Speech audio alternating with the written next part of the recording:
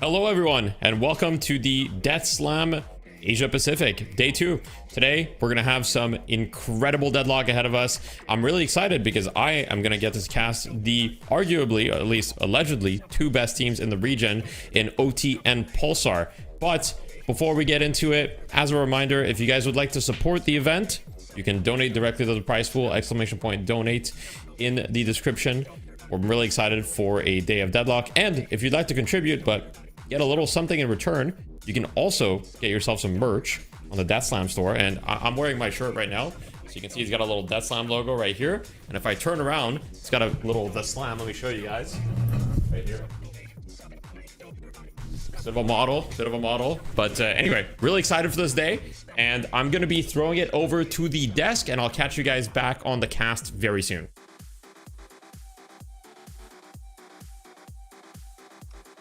Hello and welcome to day 2 of the Death Slam. Thank you to Deathy for segueing us in. Today, for our first game, we're going to be watching OT Pulsar. So both of these teams having a flawless run through the bracket, pretty much just demolishing all teams they came across. Really just showing how dominant they are in this APAC region. Yeah, I mean, from what I've been hearing of the APAC region in general, it's basically been these two teams on an island by themselves, and every other team just trying to grasp up and catch up a little bit in terms of how they play the game. And I'm excited to see a little bit of a showcase here. Yeah. The other team, as well as, for the viewers here, of how these teams like to go about the game.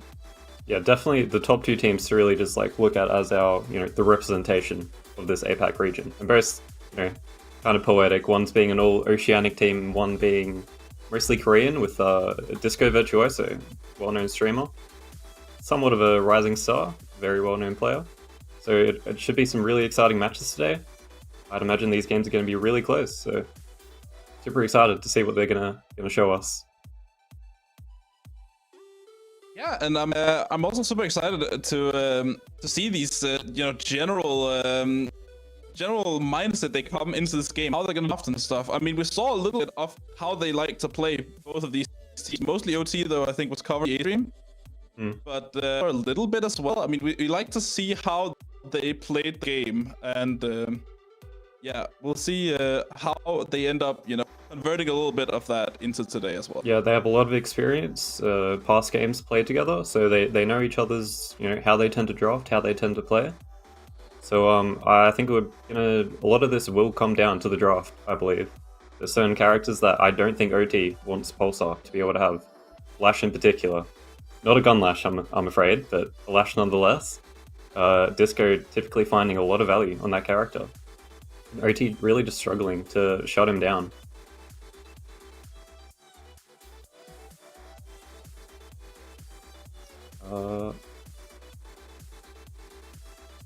think we're having some technical issues. Alright, unfortunately my co-host Tempo has, I believe he's got no sound at the moment, so just bear with us. Growing pains is all. I believe maybe we'll go into some clips of yesterday's OT game.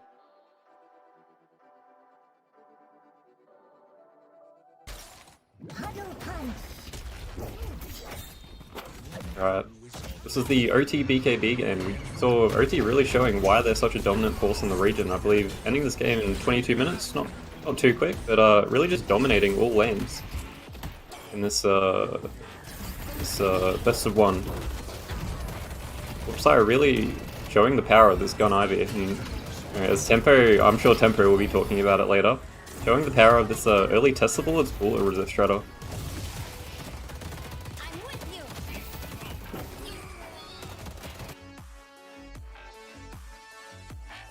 Tempo's mic still maybe having some technical issues still. Should be able to fix that pretty soon though, so just bear with us guys. Sorry about this. Hello,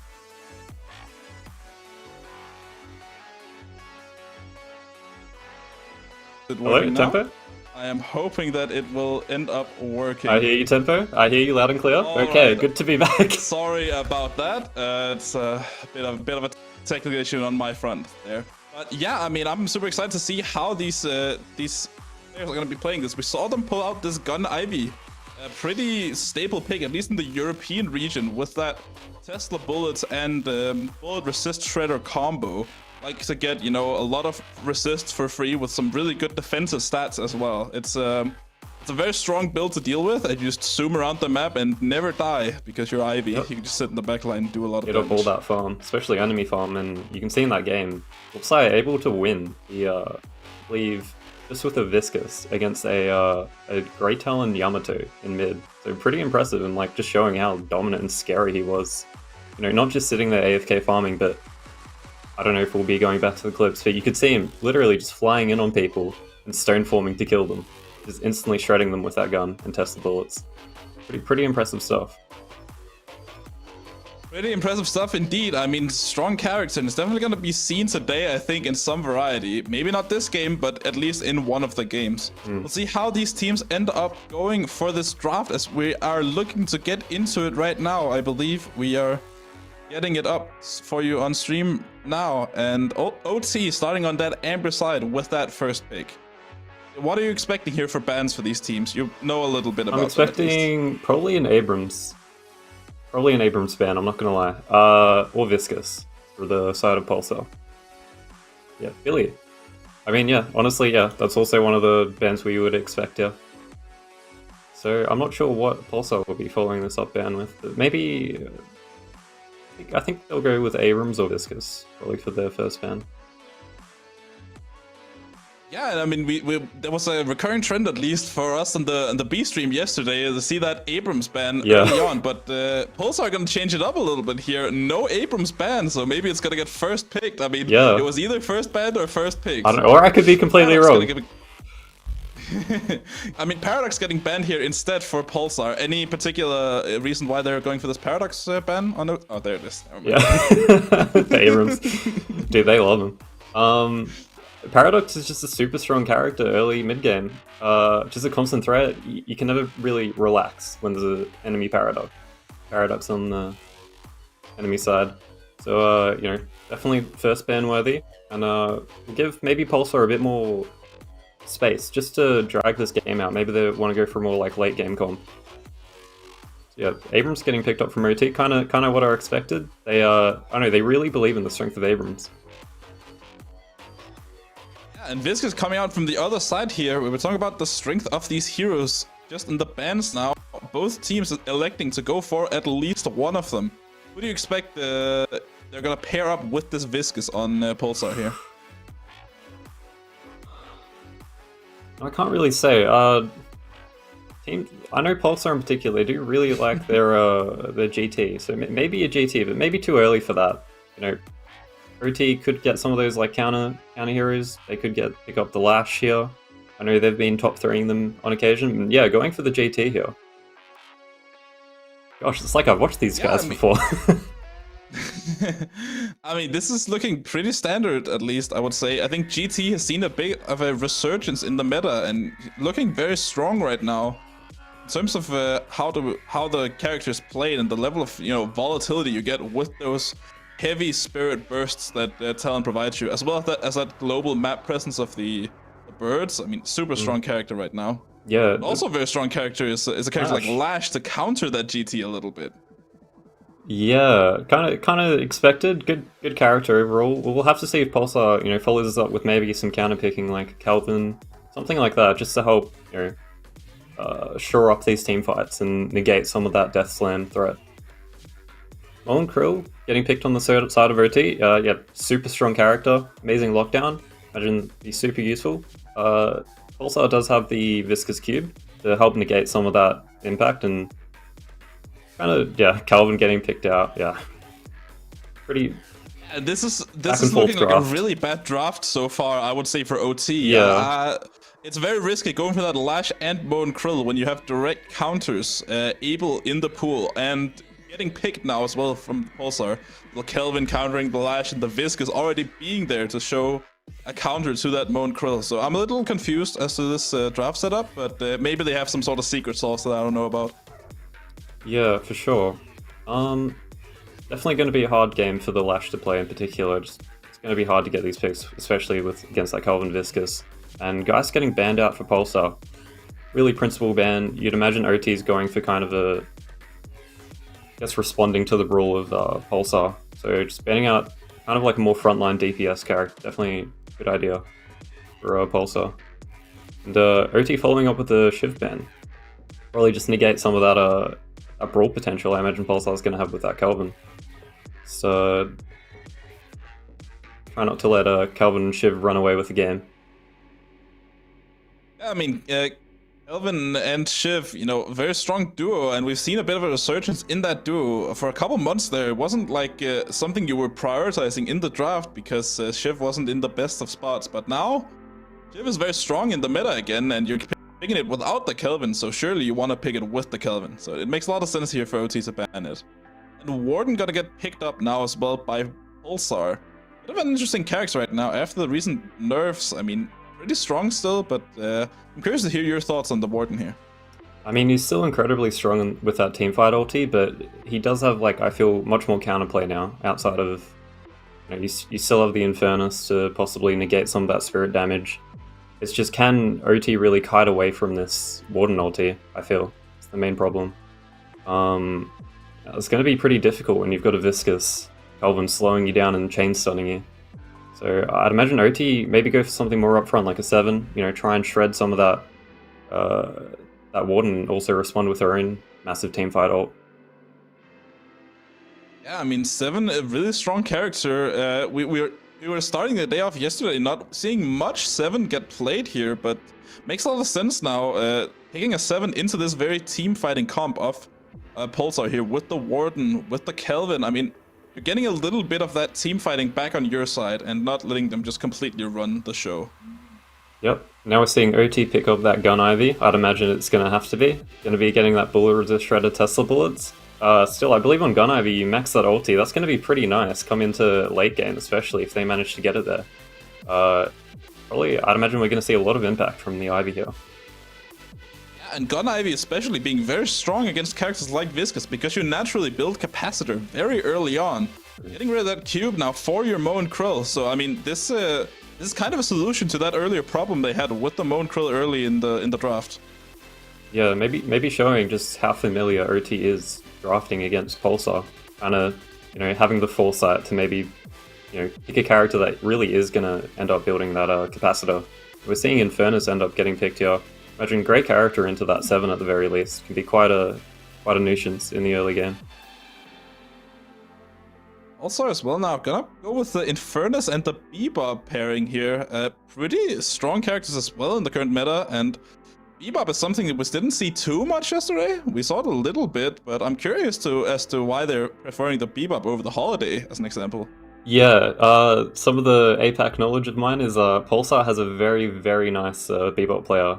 Goes by Terry. He, last season of APAC, he was an absolute monster on the Bebop, and since these recent recent buffs to Bebop, I'd imagine we're going to see that demon on the Bebop come back out.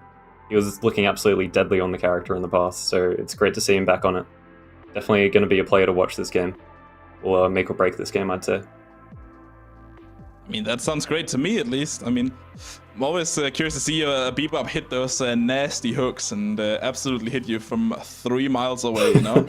Same thing here with the pocket here. Some nasty movement gonna come through for OT.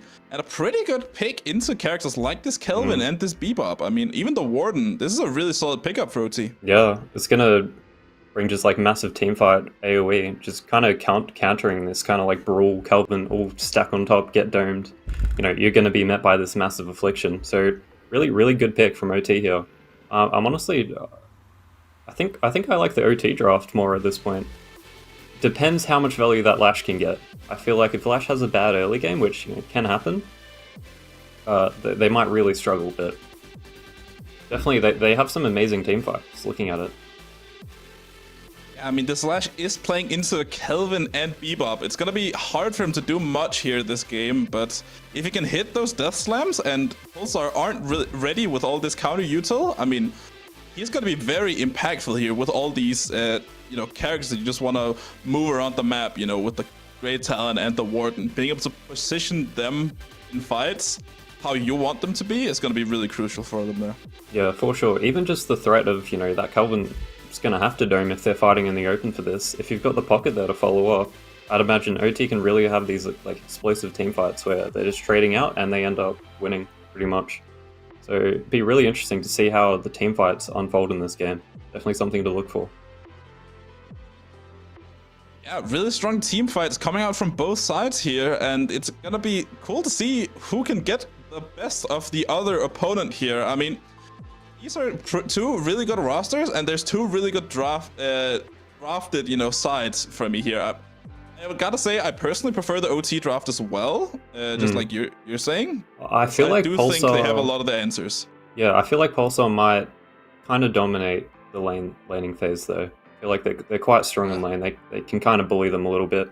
If that pocket goes into the wrong lane and ends up against this like viscous Grey Talon or Kelvin Warden, you're not going to end up having a fun game. So, kind of depends how well OT can hold on to that early game and not let Pulsar snowball.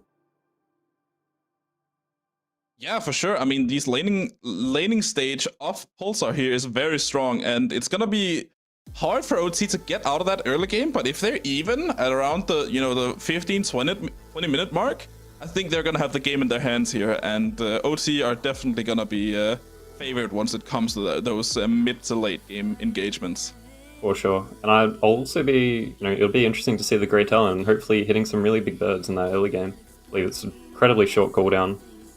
Just able to apply that much map pressure so early into the game can be really invaluable. So, yeah, I know this is still a very scary game for OT. I'd say gonna have to play really well. Yeah, and I mean, this is gonna be a very scary game, and as a reminder here, we're in the semi-finals right now of the bracket. If we can take a look at that real quick, I mean, we have two games being played at once right now, one on the A stream here, and one on the B stream over at Deadlock APAC. The A stream here, we are covering Pulsar OT, as you're seeing here. On the B stream, I believe it is Compy Donkeys versus Big D. I mean, we both saw a little bit of that, both of those teams yesterday, and that's also going to be a very fire match. So in the time times between these matches, I mean, definitely head over there as well and check those games out. Meantime, we're just waiting a little bit for the lobby to get set up. I believe we're waiting for a couple of the players. So any final notes here before we start getting into games, start getting into a lot of the good stuff that's going to happen in there? I think I'd just like to remind everyone, this is our top, one and first seed and second seed here. So we're really going to be seeing the best that the APAC region has to offer. So, I'm really can't express just how excited I am to watch these guys duke it out and see who comes out on top. Bit of a preview for what I'd imagine the finals are going to be. It should be good stuff. No Gunlash. Oh, I love Gunlash, but I mean, check out the B stream if you want to see some Chinese gunlash. Chinese I'm not following gunlash. the draft over there, but that was definitely a bit of a recurring theme of our stream yesterday when we were covering a lot of these characters. That was definitely something I hadn't seen before, and you know what? I mean, I gotta give it a little bit of credit. It's nice to see those off-meta picks here when It's not off meta, the man. A-stream here is going for a little bit more of the picks. Alright, and word is we're Meantime- going to be going live soon. So, any last words?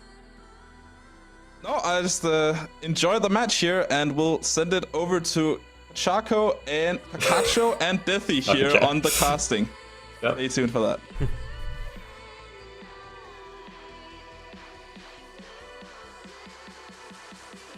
All right. I believe that we're ready, and we're going to get into the game. OT versus Pulsar. These are, you know, I mean, I've seen them play a little bit. I know some of these players, so a bit more familiar territory. I'm really excited. How excited are you, Kakacho?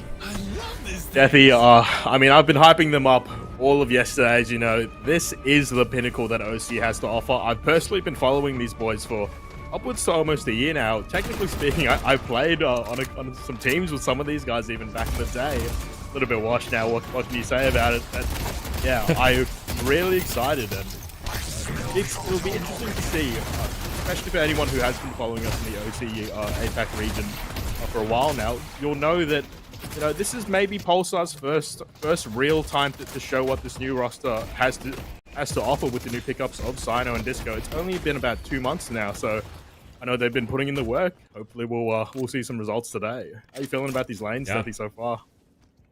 I think the lanes are looking good. I mean, the Mo Ivy lane mid, it's pretty clear that probably their main objective is going to be, hey, we're just going to stall out this lane and survive the poke from the Viscous GT. So obviously, if you're Pulsar, you really have to like try to enable some pressure in this lane because, you know, you can't really let just OT just kind of stall it out.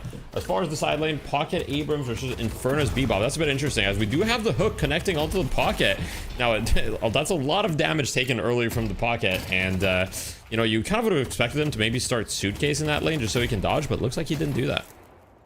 Yeah, in all honesty, might be a little bit of a unfamiliar territory on the side of Auslander, as I believe some people were mentioning in the chat, Twitch chat earlier today. Shout out chat. That OT don't particularly have the most comfortable pocket player in their pool. Obviously, you know, at this high tier of play, everybody can play many things. Yeah. They definitely don't have a signature pocket player, as Adam does actually go down on the side lane there on Fern's cheeky little parry though, and Fletcher as well going down. 2 for nothing trade. That's not what you want to be seeing at the start of this game if you are an OT fan.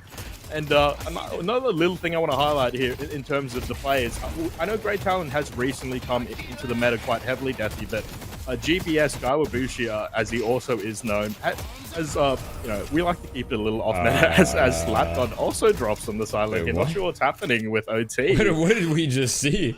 What did we just see? That lash, like, was he like standing? Like, I don't even understand. He like dashed into a wall, and then it looked like he was standing still and just looking at the Kelvin. But anyhow, you know, maybe we'll just say technical difficulties, or maybe he just wanted to tactical reset. We'll just say that as Kelvin just beaming down the people, the opposition. Adam going down to 200 HP, and this lane is a disaster so far for the side of OT, as Adam just trying to hold it together. But a lot of pressure coming out from the side of Pulsar, and definitely a strong start, and that's what you want to see if you're a fan of Pulsar. Yeah, really unexpected in all honesty. In recent scrims, not to put things lightly, OT has sort of very much been dominating the region. Pulsar coming out swinging here. So pretty much every single lane coming out ahead so far. Only 2k soul lead at this point in the game, but it is 3 minutes. It's more than insignificant at this point. As this Great Talent continues to get some value on Sire and the Ivy. But yeah, like I was mentioning before, Gaiwabushi, a very well-known Great Talent player in the region. He's been playing it even while Great Talent has sort of been off meta. So one thing I would like to highlight is I want to see some really good performances out of him in particular into this coming matchup, because I would say it's more than one of his comfort picks. He's been absolutely grinding this character. And interestingly, we do see the Quicksilver Reload rush on Grey Talon, which is a bit interesting to me because you can buy Mystic Burst for half the price, and on Talon, you know, your arrow obviously procs it quite easily. So prioritizing Quicksilver Reload quite interesting, as we do see Pocket just getting away from Bebop, and that is quite a lucky matchup for Pocket in the sense that Bebop never really has like kill threat on Pocket as long as he has his cooldowns. So that should go relatively well for Auslander, even though he might not be the most comfortable in the hero. But I'm just glad to see Pocket and Seven. I feel like yesterday in the matches that I saw, like we didn't really get to see much of those heroes, especially Seven. But OT picking them up, I do really like their draft, but we'll just see if they can execute on it. Yeah, I'm don't know what to say about the lack of 7 pick. We'll definitely see more of it today. The man with the wide brim hat is in the lobby. And speaking of signature picks, Inspo as well. He's also known as one of the little 7-1 tricks of the region. At one point, he was sort of the menace of all of matchmaking back when you literally could just run around and farm on 7. He was a bit infamous for the TP doing the hard camps on each side of the map back in the day, if you do remember that. So looking to see a good performance out of him. He is, besides Whipside, I would say he's definitely probably the second best hard carry player in the region. So good to see him back on something a little bit more impactful instead of the Vindicta that we've been seeing him on recently prior to those nerfs. Yeah, and Vindicta, I do feel like with Vindicta, there might be some sauce with her that people are undervaluing her a little bit. I think this is actually like really classic, is, you know, teams are like overreactive to meta and stuff, and I think that Vindicta does have more potential than we're seeing her get credit for in recent tournaments, where she's just not being contested at all. But I guess we'll see how the meta develops, as we've got a bit of aggression here from SlatGod on the Lash, looking to redeem himself from his earlier death, as the lane has mostly stabilized here, as Inspo and SlatGod are actually not behind in souls anymore at all, despite, you know, kind of giving up a kill earlier. So curious to see what happened there, as Pulsar was not able to carry the momentum forward. Yeah, very much so. We saw a pretty decent deficit to start this game off, but OT very much stabilizing the lanes. Even if you look at Guardian HP, actually, they've managed to put a decent amount of pressure onto this mid Guardian on the side of Pulsar, as well as Nagoose tries to rat around the tunnels. Very on theme for the Moen Crow, but he might just barely get away getting chased down from now, but I do imagine he escapes at the very end. But Disco actually able to get the splatter right before he goes through that veil. Nice little pickup on the side of Disco Virtuoso. Like we were saying before, he's definitely one of the standout, one of the more exciting plays in the region, I'd say. Well-known streamer, as SlatGod continues to get punished in this side lane. Not what you want to be seeing for the side of OT. Inspo as well getting pushed back. I imagine if he doesn't fall into the grenade, he will ultimately have to base at the very least. And OT, right as we're seeing their praises on being able to stabilize a bit, we're watching Seven get somewhat dived under the walker. OT definitely pressured, not out, but definitely pressured. Yeah, I mean, incredible pressure from Pulsar in that lane as they're looking to convert into the tower. I see on the minimap they're getting a lot of damage, but Lash gonna be chasing, trying to see if he can get an ult, but there is the Kelvin Dome and the Warden ult.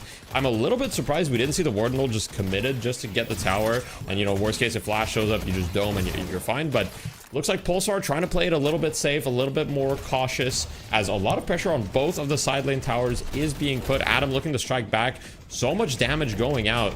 Bebop here, also looking for some pressure on the Flesh, gonna be going in, gets the bomb, gonna be getting the Guardian right away after that. So first Guardian goes down for the side of OT, and Pulsar take the early lead.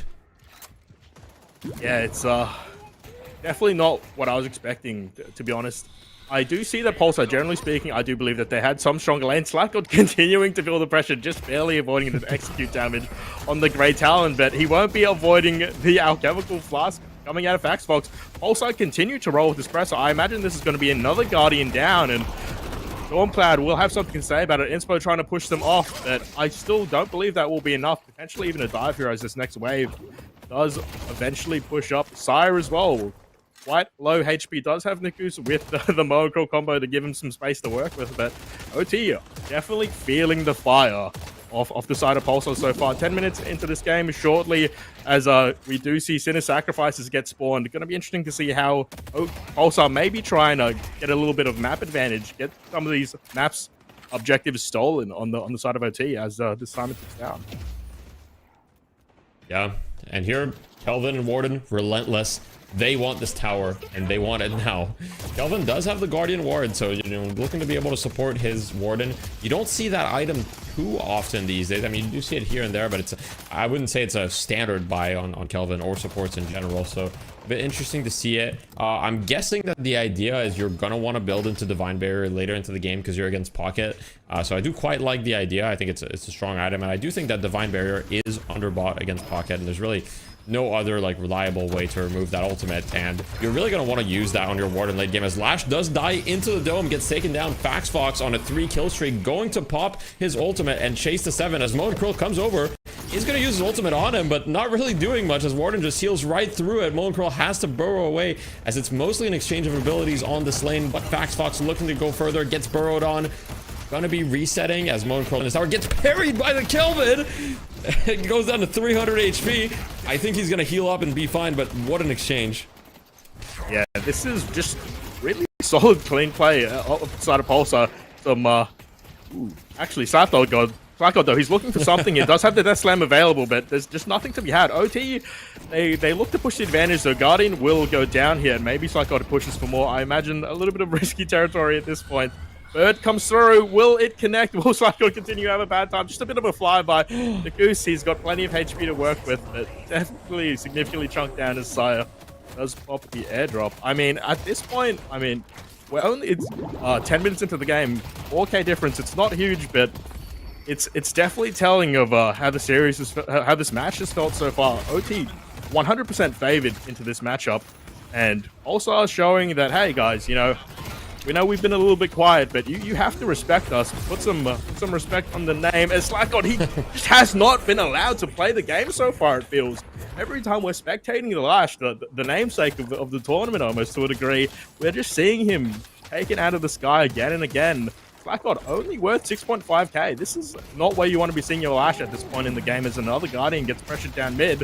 And I mean, also, one Guardian away from a flex slot here.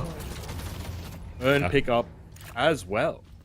A little bit sad for the Lash, definitely. 6.7k net worth at 11 minutes. That's really not where you want to be as this hero. Now, the good news is you do still have some utility with your ultimate and stuff, and you can still recover. And also, to give credit to OT, Pulsar definitely has the better lanes in this draft by quite some time, right? So if OT managed to kind of like weather the storm and take this out later, I do think that their chances will get better as 7 gets a chance to scale. Ivy also notoriously bad early, but does scale really well, especially the gun build, right? So Slapdog getting pressured once again. I mean, nothing really seems to be going his way, as we do see Pulsar kind of posturing for this urn as the Grey Talon is pressuring mid kind of alone. Actually, sorry, I didn't see. He's got Bebop with him. He's got his favorite robot friend. And Pulsar just looking to perhaps drag some people over, but not wanting to commit as we've stabilized a little bit. Yeah, definitely there will be a fair bit of posturing around this potentially a fight coming through depending on how Pulsar decide to play the macro, but Kelvin is hovering. Adam will fight the best he can on these roofs, but inevitably will be pushed off back to the shop he goes. And I mean, this is ultimately going to be a not so free, but ultimately free earn for Visco as he deposits that nice a soul secure for him, and not too much action besides that. Some ultis popped, but also definitely happy with that exchange ultimately. One more little thing that I do want to point out as well while we've got the time, Keru on the Bebop. In the terms of these two teams, OT don't particularly have the most highlight Bebop player. It's not a character that they tend to highly prioritize, but Keru is known to be a bit of a hook demon in the AFAC region. I believe in the last tournament that we ran, he actually got highlighted as an MVP player multiple times for his ability to hit these high impact hooks. So as this match goes on, I really want to see some good pickouts from him, and I think that's something that we should take note of. Well, I'm looking forward to seeing some hooks as we've got a Death Slam onto 3 on the Guardian. Ivy still forward on top of him. GBS first one to go down. Teru following shortly after. We've got the Warden ult in response, trying to defend this Guardian. Massive damage going out. Moan Krill locking him down, but Kelvin with the defensive support. The dome onto the Warden. Pocket going to be taking a ton of damage, should be going down. Suitcase buying him a little bit of time, not quite going to be enough as Abrams charges back into the field. Nice parry from Warden, but not going to be enough as it looks like Visco just trying to run with his life, and once again Slapgod dies. No, Slapgod, no.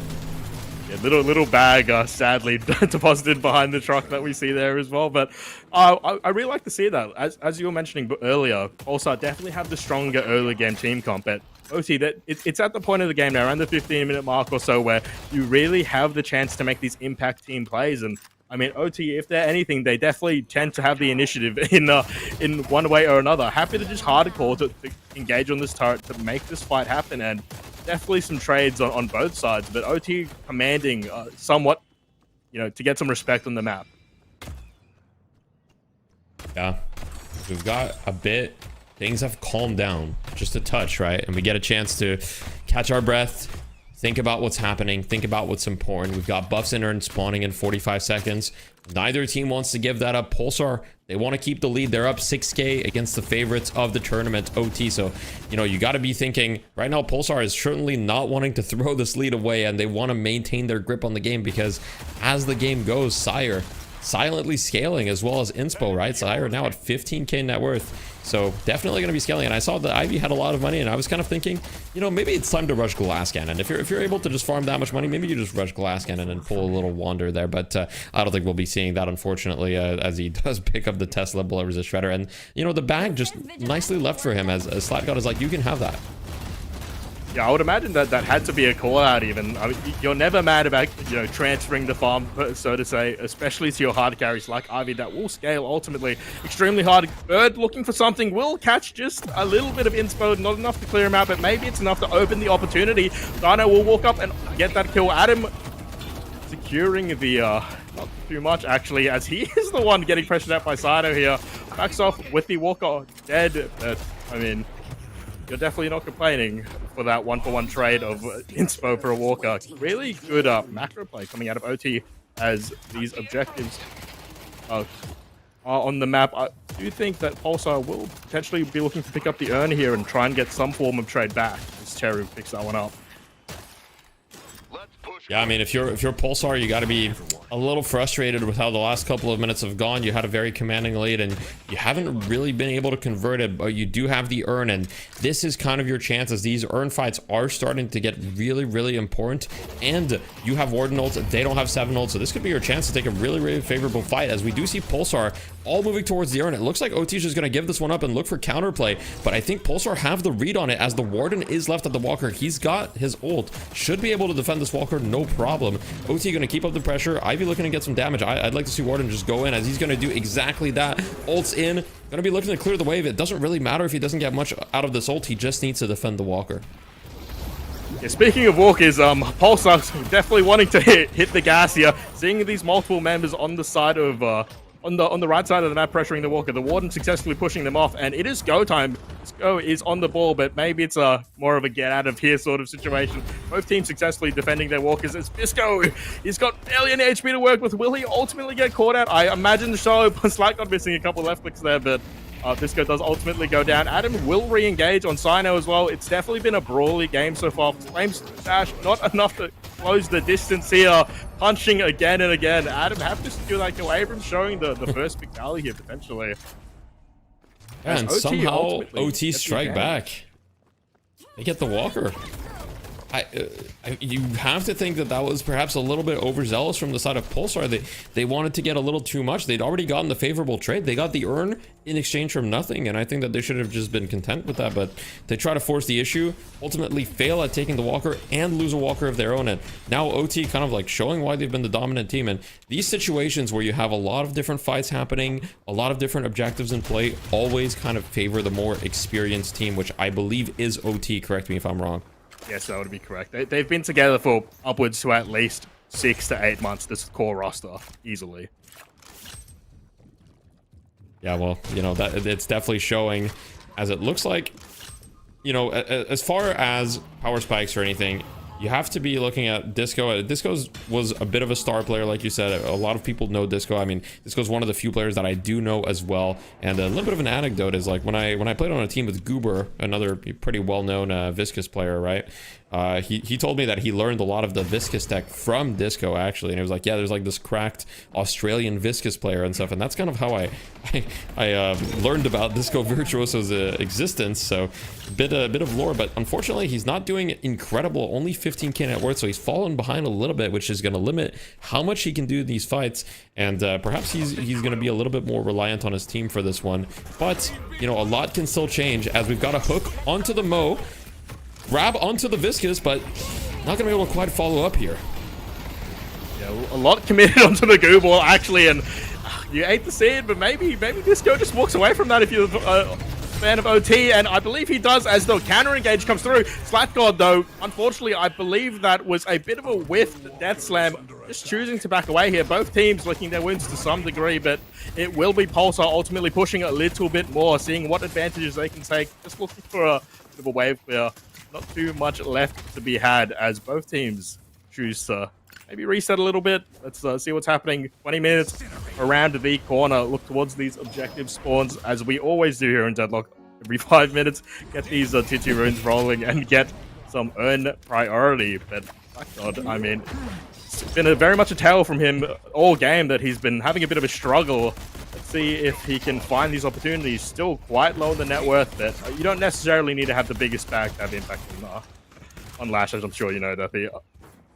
Yeah, I mean, you can always have a little bit of impact, but I will say that it does feel a little rough, and especially, you know, you kind of want to shut down the GT. Now, the good news is GBS on the GT has also not been having like too much impact so far, it feels like. I mean, obviously pumping out a considerable amount of damage, but you look at the soul discrepancy, and I mean, Sire is just very like quietly, like you don't really see him too much in these fights yet, but 24k. And one thing to understand about Ivy's strength is a lot of Ivy's strength comes from actually her boons, which is essentially levels for those that don't know, because her gun scales really well, but her base damage is actually not very good. As we do have Pocket going in, Mo and Curl grab onto someone, the Dome to rescue. Pocket trying to fight back, gonna use the suitcase, a lot of damage going out. Kelvin, the first one to go down, as it looks like Disco fighting for his life here as Adam goes in with his ultimate second kill. This could perhaps be converted into mid-boss here, but we'll see how OT approaches it. I mean, you got 3 members down. Outside of Pulsar having a really clean re-engage here, I have to imagine that maybe it is a mid-boss angle. But speaking of clean re-engages, Vaxfox with the last stand absolutely rips and tears. Ozlander down, Niku's down, and multiple health bars. Solid re-engage to stop OT from kind of just taking command of the game. Really like to see that, especially considering it was OT that did initiate these somewhat free picks. I mean, good dome from Visco as well to really delay that fight and give Pulsar the opportunity to get in there and get their comeback. And I mean, successfully so. Slatgod picking up the earn. Looks like he is just going to want to hold this one. More of a denial, if anything. And we will see definitely a bit of a reset for now, as both teams will posture towards the earn potentially, and we'll have a bit of a macro battle going on, I see. Yeah, I mean, this is still anyone's game. I mean, it's just been a complete nail-biter with no team really being able to gain a significant advantage one way or another. So we do see both teams posturing for the earn. It looks like there will not be any split pushing going on. The only person that's not in the earn right now is GBS on the Grey Talon, and he's got the bird, and he can shoot arrows from afar, as we've got Sire in the air applying some pressure. Mo and Curl grab onto a target.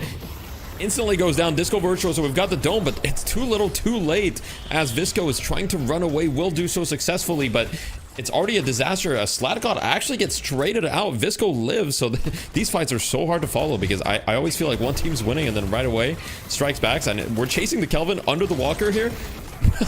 Wait, Kelvin lives. What? That's disgusting.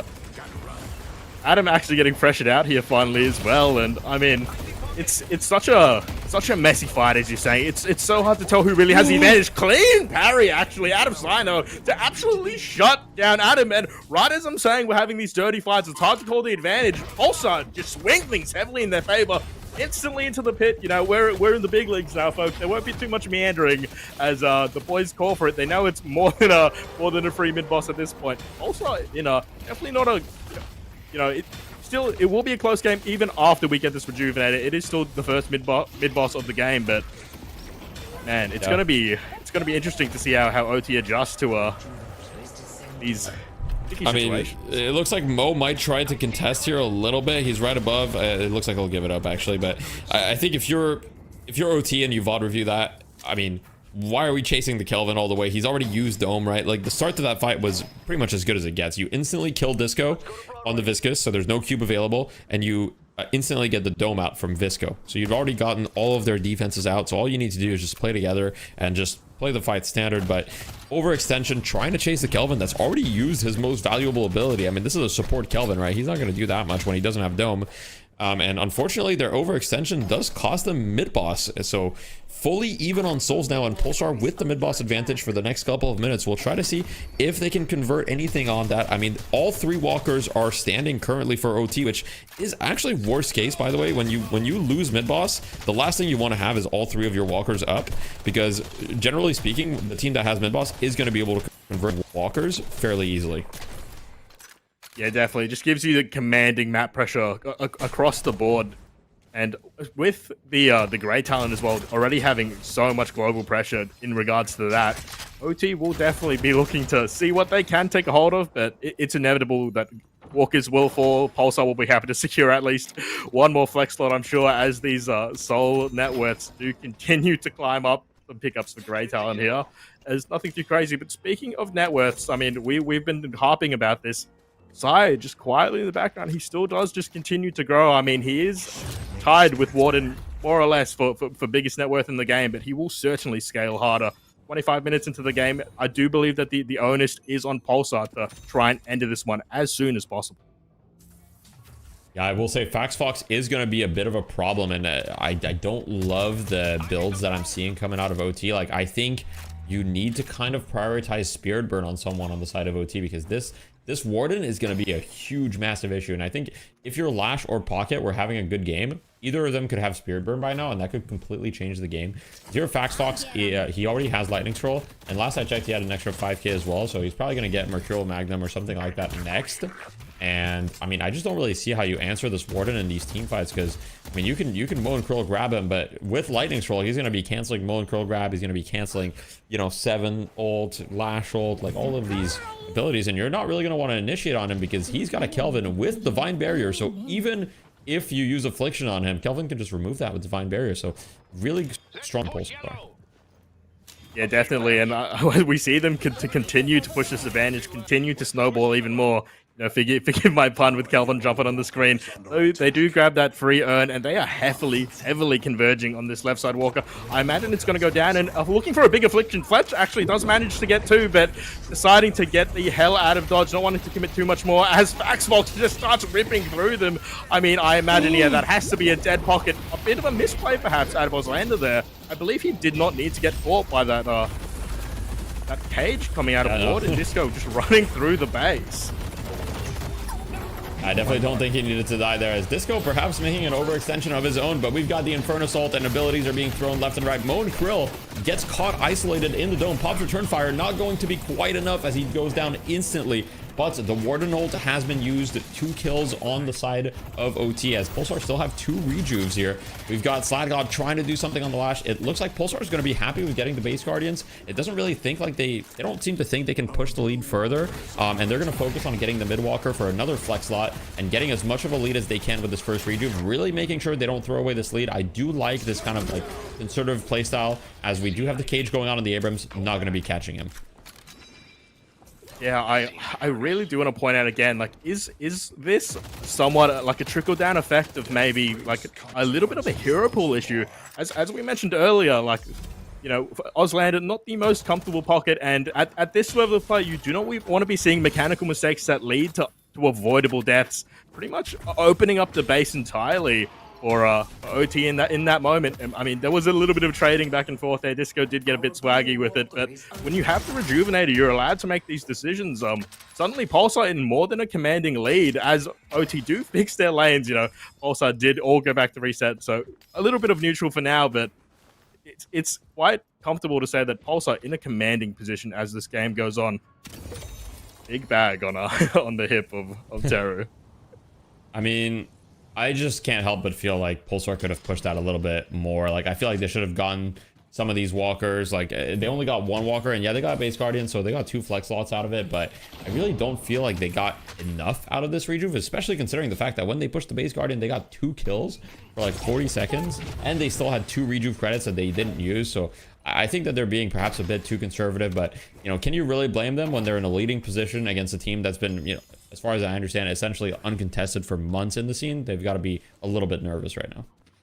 Yeah, in terms of Mako, that is a pretty good observation, because that is a criticism that Pulsar has historically had, actually, and they've tried to sort of mend slightly with the pickup of Disco, him being a much more aggressive, much more proactive player in the region. Is the way I like to describe particularly this matchup as a whole is Pulsar are very owl-like, you know, a little bit Ravenclaw-y perhaps, you know. Okay. They like to play extremely calculated. They like to play for margins, and they like to play for numbers. Not necessarily willing to take these huge risks that OT are very much well known for. OT very much looking for aggressive plays consistently, looking to get these good opportunities and just trust the mechanical play to beat the odds more often than not, as also will almost always choose a nice safe plan, which to their effect has played quite well for them versus many other teams, but has been to their detriment quite consistently versus OT, actually. So yeah, a bit of something to look back on, perhaps, on the side of Pulsar there.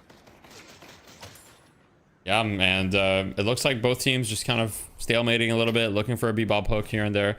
Now, one thing is there is really only, like, there's way less pick heroes in these games. We actually saw, I think Holiday was untouched this game, right? Yeah, not banned, not picked. You're correct. Yeah, so a bit interesting, because I think I remember you yesterday saying you guys were in a little bit of like a pick meta in the region. So I'm guessing that that's not standard to see Holiday go untouched. Yeah, in the previous tournament that we ran, obviously before the patches, that she was very hotly contested. But speaking of hot contests, Sire will go straight into it. Warden will get multiple ulti, and he's got nothing to work with so far. Dome is too late to save, and Faxbox is a huge pick on the side of OT. I want to see them take a commanding position here. Sire does, Slacker does get knocked down out of the sky, but his ultimate already used. Your purpose done.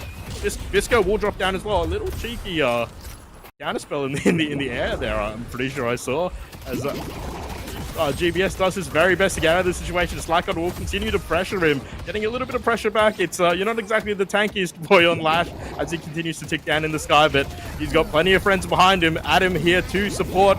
Disco is absolutely in the burner at the moment, continuing to go down, but he will have a little bit of fight back left in him, ultimately drops, and it is time for a mid-boss, boys, as we see every member of OT sprinting to the pit, Flat choosing to pressure out this lane as well, just to Teru one man standing.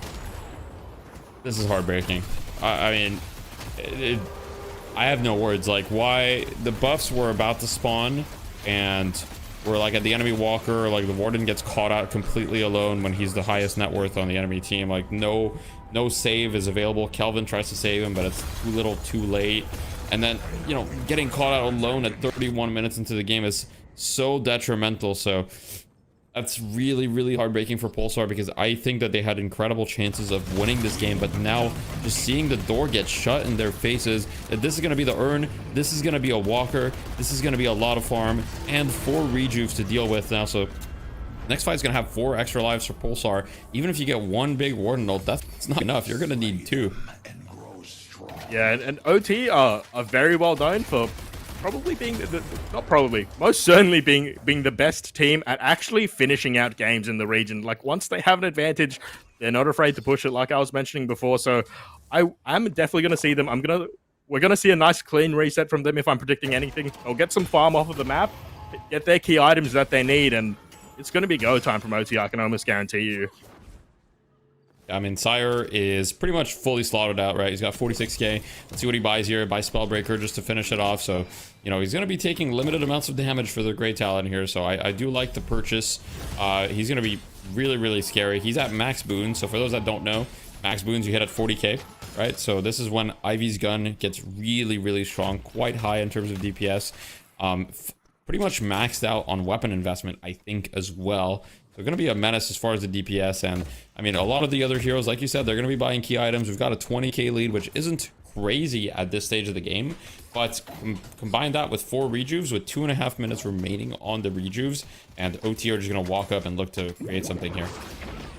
Yeah, definitely, we can already see Nuku's on the prowl looking to try and get another impact combo, but Slackon maybe beating him to it as we get some brawling in the window. Fletch, he's not the most comfortable of the character, but what definitely, you know, showing value here, showing the fact that he is flexible enough as we do see continuing pressure come out onto Pulsar. Will they be able to hold strong? I do not believe so, at least enough to make sure their Guardian doesn't drop. Nice little Hyper Beam, though. It will shred a decent amount. Inspo taking a good chunk, but you got to remember, we still have 4 rejuves on the table to play with. Adam will ultimately fall down that whole Fletch, just having a bit of a holiday here. The boys will be happy to reset off this. I mean, OT have to go back in. There's no way that they don't go back in. Like, you have 4 rejuves with 130 here. Like, this is 100%. You have to try to make something happen. Like, this is the best chance you're going to get to end the game. If you don't end the game here, you're giving Pulsar essentially like a 50-50. Because next mid-boss, I guarantee you, is GG. Like, okay, they are going back in. Okay, they've listened to me. Cheeky little 4-man speed down as the rest of the boys just punch some Sinner's Sacrifices. They go straight back in, and that's a lot of ultis to play with as well. The only ulti not available for OT is the actual Affliction. I mean, this Lightning Storm is just going to do work. Inspo, I mean, he's a big boy himself. We've been highlighting Sire, but Kelvin will do his best to delay the inevitable potentially. If Xbox, unfortunately for him, a lot of that last stand was unable to really hit the members of OT. OT just choosing to hit the Patron, and this will be an OT victory for Game 1. Deathy, I really wanted to see a bit more out of Pulsar there. They were in such a commanding position and kind of tossed it to some degree. How do you feel about that ending there? And I mean, particularly, what do you think was the turning point? I think it was an incredible game. I just want to say that, like, it was definitely, there was a lot of turning points, and we're seeing definitely that the level of play is a lot higher than a lot of the games we saw yesterday, for sure. As far as that game, honestly, like, I mean, I'm excited, but I'm also a little bit sad because everybody loves a good underdog story, and I think that Pulsar had all the opportunities. You know, they won a fight that they shouldn't have won around the urn. If you remember, I think it was around the 20 to 25 minute mark. They kind of started with Disco getting picked. They turned that fight around. They go into mid boss. They get mid boss, and then unfortunately they're not able to get a lot. They lose one key fight where Warden gets picked off, not quite able to do a ton, and then it's just over. At that point, you lose. Second mid boss nowadays in pro play, second mid boss is pretty much GG. It's very, very difficult to recover if the enemy team gets second mid boss, and that's exactly what happened this game. And we saw, you know, OT cleaning it up very quickly. Yeah, definitely decisive out of the boys on OT, and I mean, to that degree as well. Though I'm sure Pulsar will be very hungry, as they typically are. I'm looking for a bit of a swing back here as we look at the stats. I mean, Sire just putting up the numbers, like big objective damage, big hero damage, doing everything he needs to. Faxfox as well, putting up crazy numbers, but yeah, ultimately, Deathy, I do agree that one pick out on Faxfox, you know, OT were able to turn that into additional kills, able to turn that into a mid boss, and at that point, it was pretty much writing on the wall in my mind. I'm sure the boys on the desk have a lot to say about that though, so we'll be sending it to them soon as we look at some replays here. Yeah, great game 1. Looking forward to game 2. We'll be. Oh, sorry, I got something. Got a little bird in my ear. We got the first mid boss fight here, but I do believe, like you said, we will be sending it over to the desk very, very soon. So thank you guys for sticking with us, and you know, let's take it over to the desk for some analysis. All right, here we see the first major turning point. What? Hello, welcome to the desk. Me and Tempo, back at it. It was a great game, honestly. Really back and forth. Like, Gun Ivy putting in a ton of work. Like, you've been, you know, singing its praises this whole day, and yesterday as well. Just how powerful that Gun Ivy is. And, I don't know, OT really showing, proving that just how strong it is. Yeah, but I mean, you gotta give credit to Pulsar here as well. They were doing really well for a lot of that game. It was so back and forth. Both teams had a 10k lead multiple times in the game, and Pulsar were playing really well off that Warden engage. Most of the fights they lost were because of that Warden not really being able to do too much in the fights. But I mean, yeah, great game from OT as well, though, closing it out and getting those 2 early walkers being really crucial for them. Yeah, despite the really tough early game that Pulsar put OT through, they managed to hold in there and really get it to that late game where that Gun Ivy just starts frying. It was a really good play from the side of OT, and you know, really good in shutting down that Warden. You see he gets grabbed at some point and he just instantly gets melted, and that that turned the whole game on its head and ended with that OT victory. Yeah, and I believe we have some clips for you guys as well to go for a little bit of analysis on. I believe we're getting that selected in a second. But in the meantime, I mean, there's a lot of different things you could take for this game. They were so back and forth, so many fights being very crucial for that game, and I mean, just great play all around. Even some interesting buys here. Yeah, we saw a lot of capacitor being purchased this game. Me and Tempo were talking about it during the game. It's like an insanely versatile item. Like, you think it just removes a few things, then you really start thinking about it, and there's so many random debuffs, or like buffs to yourself, that it will just remove, you know, your Lash tier 2 grapple, you know, it will go and, God forbid, Glock it tier 3 cape. You could get rid of that. Yeah, it's more so used in a conventional sense, you know, get rid of that Viscous Cube and enable your mode to get those kills. And now going into clips, we saw the really just how much early game pressure Pulsar was able to apply here. You see the Mullen Krill just getting chased down and hunted by this Viscous. And ultimately, I think I don't think he makes it out of here. Yeah, he actually gets picked off here super early. So Pulsar really showing how they drafted for a strong early game. That GT Viscous combo, being able to run people down and do a lot of damage very quickly, is super strong, and they showed it to great effect here, Pulsar. Unfortunately, though, there was a couple turning fights that didn't really go their way around the mid game, and I believe you might have some of those coming up. We have a bit of a clip here from the first Walker take here, where you saw a lot of pressure being created by OT on that left side of the map, as well as Ivy here needing to defend the right side, but especially that Abrams and 7 combo, 7 being a very good objective taker in and of himself with that surge of power on the power surge. Yeah, we're able to see just OT managing to apply a ton of pressure around the map, despite having that tough early game. And they actually get that Walker with no deaths on their side, despite, you know, a GTR coming out. Really good macro play from the side of OT there. Kind of, you know, keeping them really competitive. They did lose a 7 for it. Oh, they did lose a 7, yeah. I mean, it's fair, okay. It's expendable. Alright, going into our third clip, I believe, now.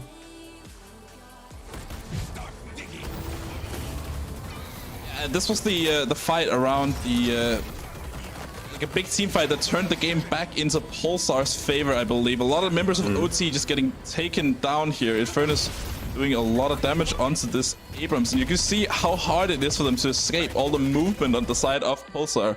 I mean, if a fight doesn't go OT's way, it's super hard for them to get out when they have this Warden and this Infernus who are just able to run you down. Yeah, just a quick, can we go back to that old clip? I think, do we see the Infernus capacitor the Abrams charge off of him? Because I think he Abrams charges and misses it somehow. I swear. Hold on. Yeah, I didn't see this. Yeah, let's do this half speed. No, maybe just the parry. Great parry though. It was a great parry. Maybe so. Maybe it was a little bit earlier, but yeah, you know, I mean, capacitor. When does he use it? I'm also curious on it now. Alright. Yeah, it's got to be check coming this out. Here. Yeah, Perfect timing. Yeah. He started charging it. That was wild. That's insane. Honestly. It's just showing, like, you know, how underrated that capacitor item is. It's pretty, it's a techie item. Pretty impressive play from Sino there. Yeah, I mean, this is a great buy from both teams. I mean, you saw it across the board, both that Infernus and the Ivy having it. I mean, bit of a staple for that gun Ivy build, going for that Tesla bullets and bullet resist shredder with that extension as well, you know, just getting all that damage and being used here on the Infernus as well. I was a little surprised when Infernus picked it up, but, you know, seeing how he used it here on the Abrams, I mean, it makes a lot of sense for me. Yeah, no, definitely. It seems like a great purchase at this point. It's just like such a versatile item, and even if you're not removing buffs, it's still 100% move slow. I'd imagine that still has to be incredibly, you know, important when chasing people down. And I believe we've got one more clip to show. Moving on to when you know, despite getting that first mid boss, OT's able to really bring it back, and kind of, you know, what is the beginning of the end really here. See a Mo grab coming out, and Ivy just absolutely shredding that Warden. You know, Calvin Dome coming out trying to save him, but just not there in time. Honestly, really good teamfight and coordination from the side of OT. Shutting down that Warden, getting that key pickoff, and then pressing the advantage.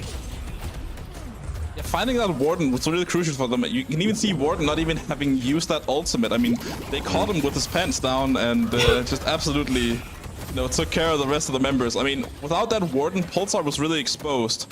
They didn't really have that much strength in their team fight, even with that Infernus kind of matching him. But, it's definitely Warden that's like your main team fighting character here.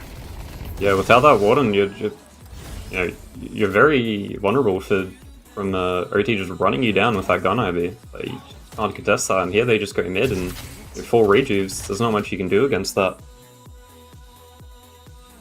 Oh, there's not. Honestly, a fantastic game. Like, that was so back and forth. Like you were saying, it was just constant team fighting. Fantastic game.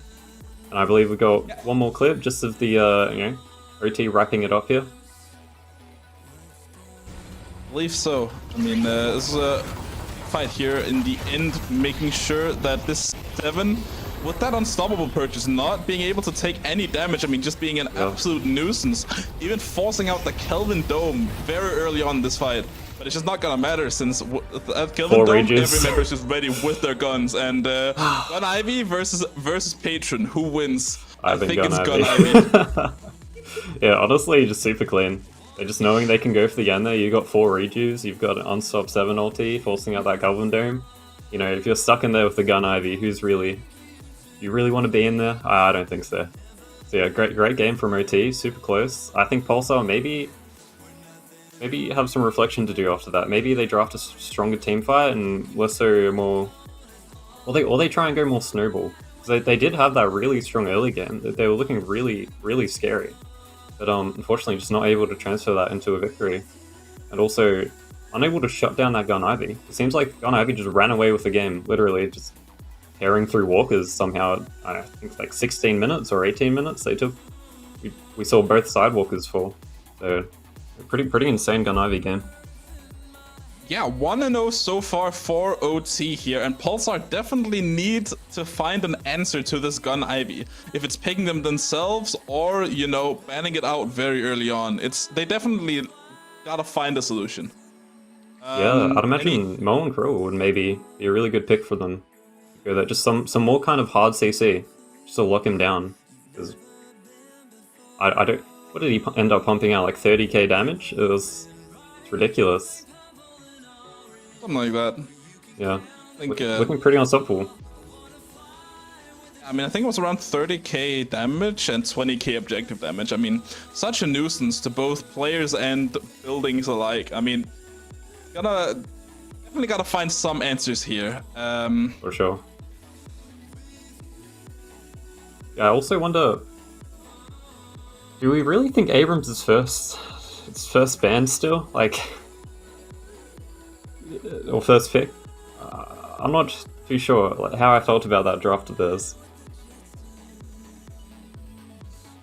Yeah, I mean, I think it was an okay draft coming out from both sides, but I mean, Pulsar definitely betting very heavily on that early game, and once it got to those later fights, there wasn't really any idea of what was gonna happen. I mean, all right, and we're gonna be getting Deathy. Yeah, we're gonna get Deathy on board for a little bit in between these games, and we'll see what ends up happening here. Hello. Hello there, Deathy. Hey guys, what's up? Hey, what's up? Oh, sorry. What'd you think? I had to join the Discord call. Yeah, I mean, pretty interesting game one. I was brought on, to bring entertainment. I'm a bit of a jester for the crowd, so I'm here. Well, that's my job. I think overall for game two, I think if you're Pulsar, you have to be feeling pretty good because game one, you were in the driving seat. You had the lead. You had all the wins. I think you had a draft. Like you won all the lanes. I think from a morale perspective, it kind of goes both ways. I think you can feel confident in the fact that, hey, we were in the driving seat. We had that game. We could have won it. Unfortunately, they fell short. But I think in game two, they definitely can kind of repeat the thing. I'd love to see them draft strong lanes again. They were clearly able to kind of like leverage that, and that was probably the moment in the game that they were able to leverage their lead the most. For those of you that remember, around 12 minutes, I think they were up in today, so they were doing really, really well. But I think I'd like to see maybe a little bit more aggression. Now I do know that you know, Kakacho was telling me like, hey, they're a little bit more calculated, like they don't like to take as many risks, etc. And I think that they're a team of mostly Koreans. Is that correct? Yeah, Disco's the only OC player there. It's all Korean. Otherwise... And you know, one thing in the past, I actually don't know much about like League or whatever, so I don't know how like the Korean teams play in League, but I know that in Dota for a long time, like the more Asian teams have been more like calculated. So there's been kind of like the stereotypes of the regions where like NA is like the burgers, they just don't care, they just go in, they do whatever they want, not calculated vibes.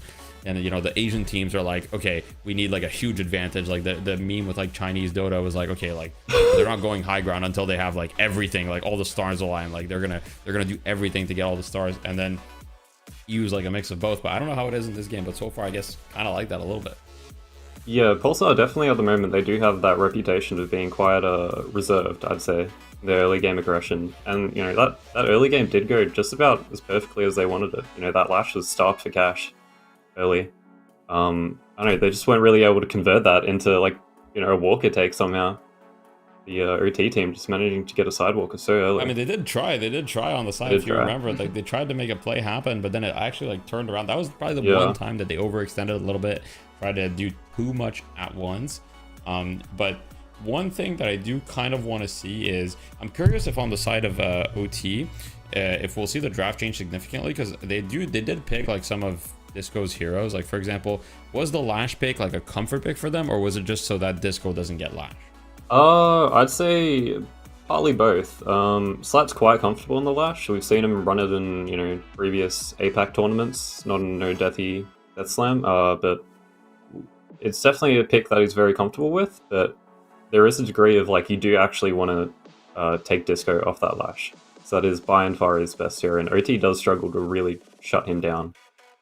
He finds way more value than any other player in this region does on that character. So it's certainly, definitely a bit of a target pick just in the top 3 to get him off of it. I mean, all right, so clearly being very strong on that character. I mean, Disco, very, very popular player as well. I know. I mean, even us EU frogs and stuff have heard of him a little bit. So we'll see. We'll see if he's gonna be able to play that Lash again, or if he's gonna go down this Viscous route again. I mean, there's definitely options for him when it comes to what he wants to play. Yeah, he was super well known. I have an idea for a segment, guys.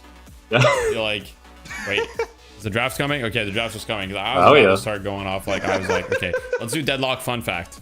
I have so many fun facts. Unfortunately, you guys weren't gonna hear them. I have so many fun facts ready, but you know, I'm just gonna stay here for the draft. I'm excited. Here, I'm happy, so I'm here now, so I'm taking over. But this time, I think I would like to see maybe no pocket. You know. I think the pocket is such a good hero, but like I don't think he was comfortable. So like maybe let's just stick to comfort. Who was on the pocket? I don't even remember. I forget the name. I'm not familiar with all the names, so it's. I should be. That's my fault. I know all these guys. You're supposed to be like our insider knowledge guy, but you know we do reprimand people behind the scenes, guys. So yes, I will be getting punished. Talking to. Billy First Fan, is that something you expect to see? I mean in EU it is. Yeah, I don't know. I'm scared of that character personally. He's got like the chain gang is a bit too oppressive, I feel. I mean, the slowing X that you can't slowing hex is insane. Yeah. I mean, there's such much jutil in that ultimate, and just being able to hold those chains, especially with how long it actually takes to break them. You know, getting out of his line of sight. I mean, it's such a strong ability, and definitely one of the reasons why you want to draft that character. And yeah. Pulsar with the Paradox first pick here. Kind of going back to a little bit more standard. OT with the Abrams ban. I guess a bit interesting because, I mean, I guess it didn't feel like Adam had like an incredible game on the Abrams, although I was a little bit skeptical of his itemization, you know, no Phantom Strike. I mean, if you type !ABAM in my chat, you know, I talk a bit about Phantom Strike, and how stupid it is on that hero. But anyhow, Mo and Krill as well. So just the pick heroes, a bit of a pick meta. They're just getting picked right away. Yeah, super. Two solid first picks across both sides. It's Paradox giving them that really versatile pick, and Mo and Krill picking Lockdown, and Grey Talon being seen picked from OT. Character we've seen a resurgence of. You're never lacking damage if you've got a Grey Talon on your team. I'll say that. Yeah, it's very interesting to see OT this time go for that Grey Talon. I mean, last time it was Pulsar going for that on that second spot on the Sapphire side. So it's gonna be cool to see OT play a little bit of a Grey Talon as well. I mean, it's definitely been a strong character and was doing okay in the other game, but I don't know if it still warrants that second pick slot. It's an interesting character, at least for me. Yeah, I think in any kind of coordinated play, the character's got huge potential with those GT birds, but we didn't see them get too much value off of that, I feel, last game, but hopefully we'll be seeing that some of this game. Well, a lot of these heroes are kind of like, well, not all of them, but some of them have changed teams, in the sense that GT was, I believe, on the side of Pulsar last game, now being picked by OT. So we'll see if OT are able to perhaps make better use of it. And one thing that I'm seeing is, at least with GT, you do have a hero that's able to apply a little bit more pressure in the early stages. I think OT had some struggles in lane last game because they had a lot of more passive heroes in their draft. And so perhaps realizing that and adjusting and picking Geist and Talon, which are both strong laners. Yeah, we're seeing the Viscus getting picked now and Lash, so we're going to be seeing Disco and his I'd say is the hero that he's really known for, and we're going to see why OT was perhaps counterpicking to take that hero off of him last game. He's very well known for it. We're going to see just how powerful he is. If this is the draft that Pulsar needs to win. And Lash is a pretty good pick into characters like GT. I mean, we saw it as a bit of a counter pick in the other match as well, the first match of this series. I mean, the Lash, in theory, being able to, take this Grey Talon out of the sky into the air, much better than any capacitor can do, much more consistently at least. So it's a great pick here. Also, I guess that Mo and Krill, take people out of that combo, make sure they can actually move around, and yeah, I mean, I like the Lash pick here. What do you guys think about it's interesting to see that all the bans, I guess I'll ask you, Jeb, but all the bans this game are kind of just like brawly, Rolik men. Now, is there something in this region where you guys just dislike them, particularly, or how do you guys feel about that? I think we just think we think they're too strong because it just suits us so well. Shout out men or something. I don't know. It's just I mean, yesterday we did shout out women. Yeah, shout out women. So today it's shout out men, I guess. No Abrams, no Billy, no Warden. Calvin kind of counts. Well, but I think it does kind of summarize the meta right now a little bit, right? Which is all these kind of frontline heavy heroes are just really strong and really annoying to deal with. And we'll see OT pick up the Ivy again, probably for Sire, I'm guessing. He's been doing so well. I mean, every time I see him on the Ivy, he's doing really well. He clearly has a good understanding of the hero and the mechanics to back it up.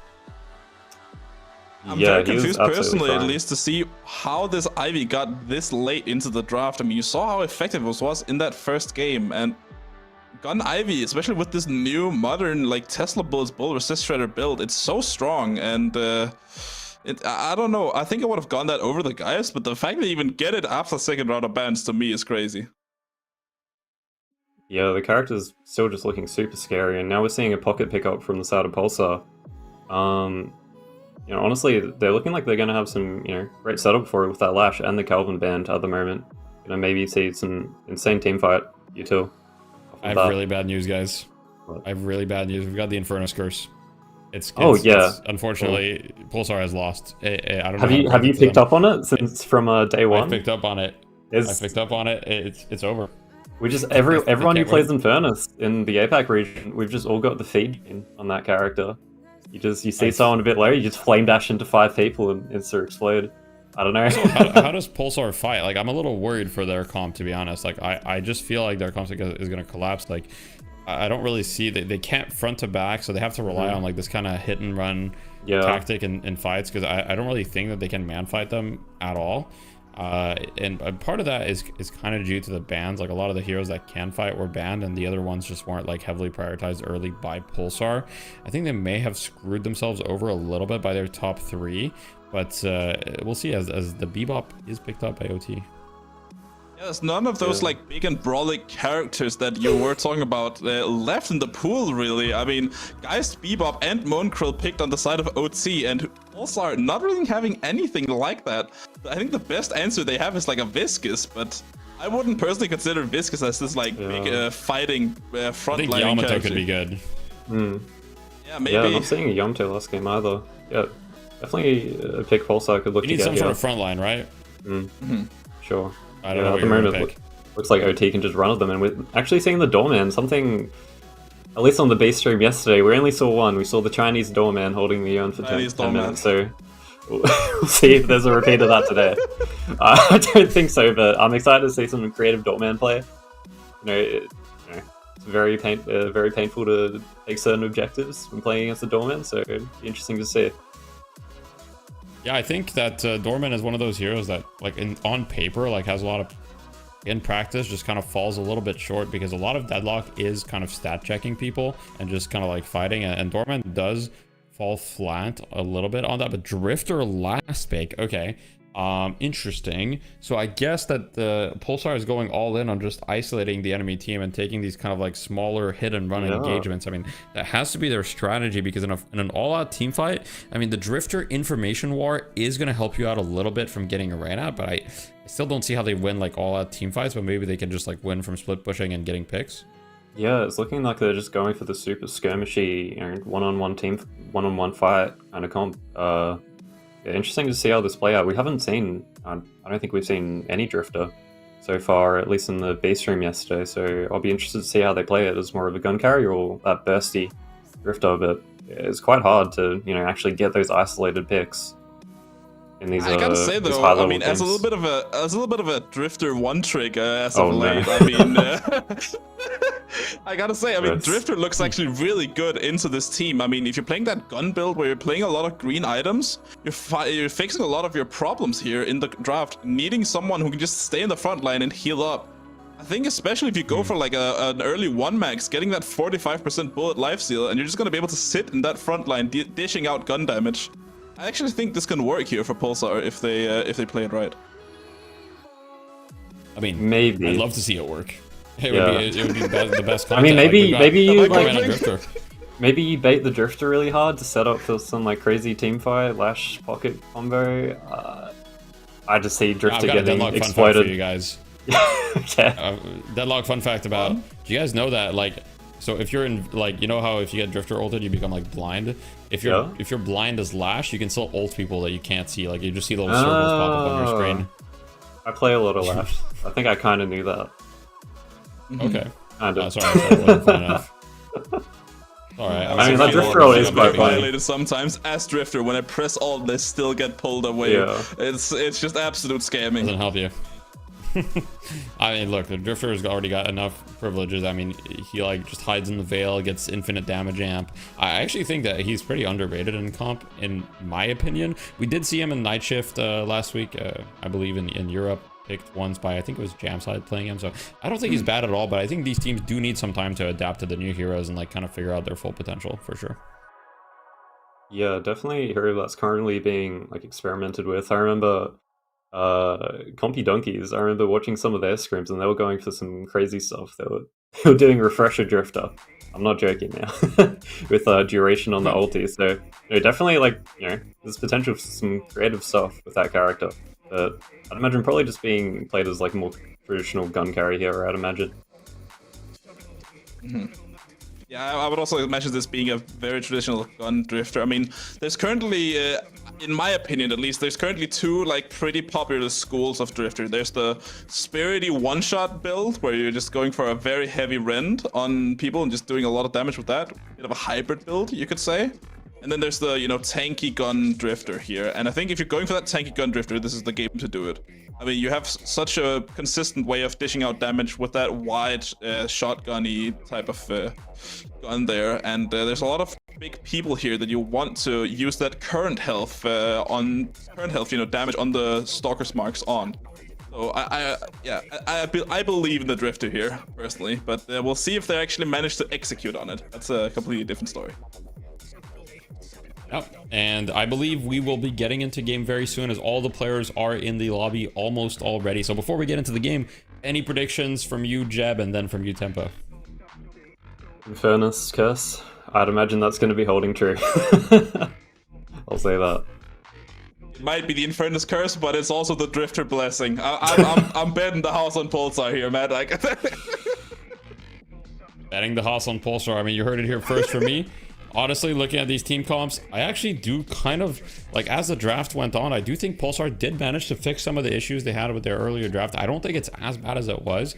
Looking at it with a fresh set of eyes, I do think that their team fight is actually manageable, especially since OT kind of like ended their drafts with not so strong team fight heroes in the Bebop and Doorman, which like they do manage, but you'll see the Doorman is like one of those heroes where he does a lot of damage to you, but at the same time, like late game, he can kind of just fall over sometimes and not do a whole lot. So I'm excited to see it though, because we haven't seen a whole lot of Doorman, at least in NA comp. It's been pretty much unpicked, unbanned, I think in EU as well, at least in recent times. So really excited to see what's going to happen. Yeah, I'd imagine we're going to see Pulsar just like really embracing chaos in these team fights with a drip draw, and now heading into game. Yeah, I'm going to go join my caster. I'll be back. Good to be back with you, Daffy, as we load into this game and the lanes come through.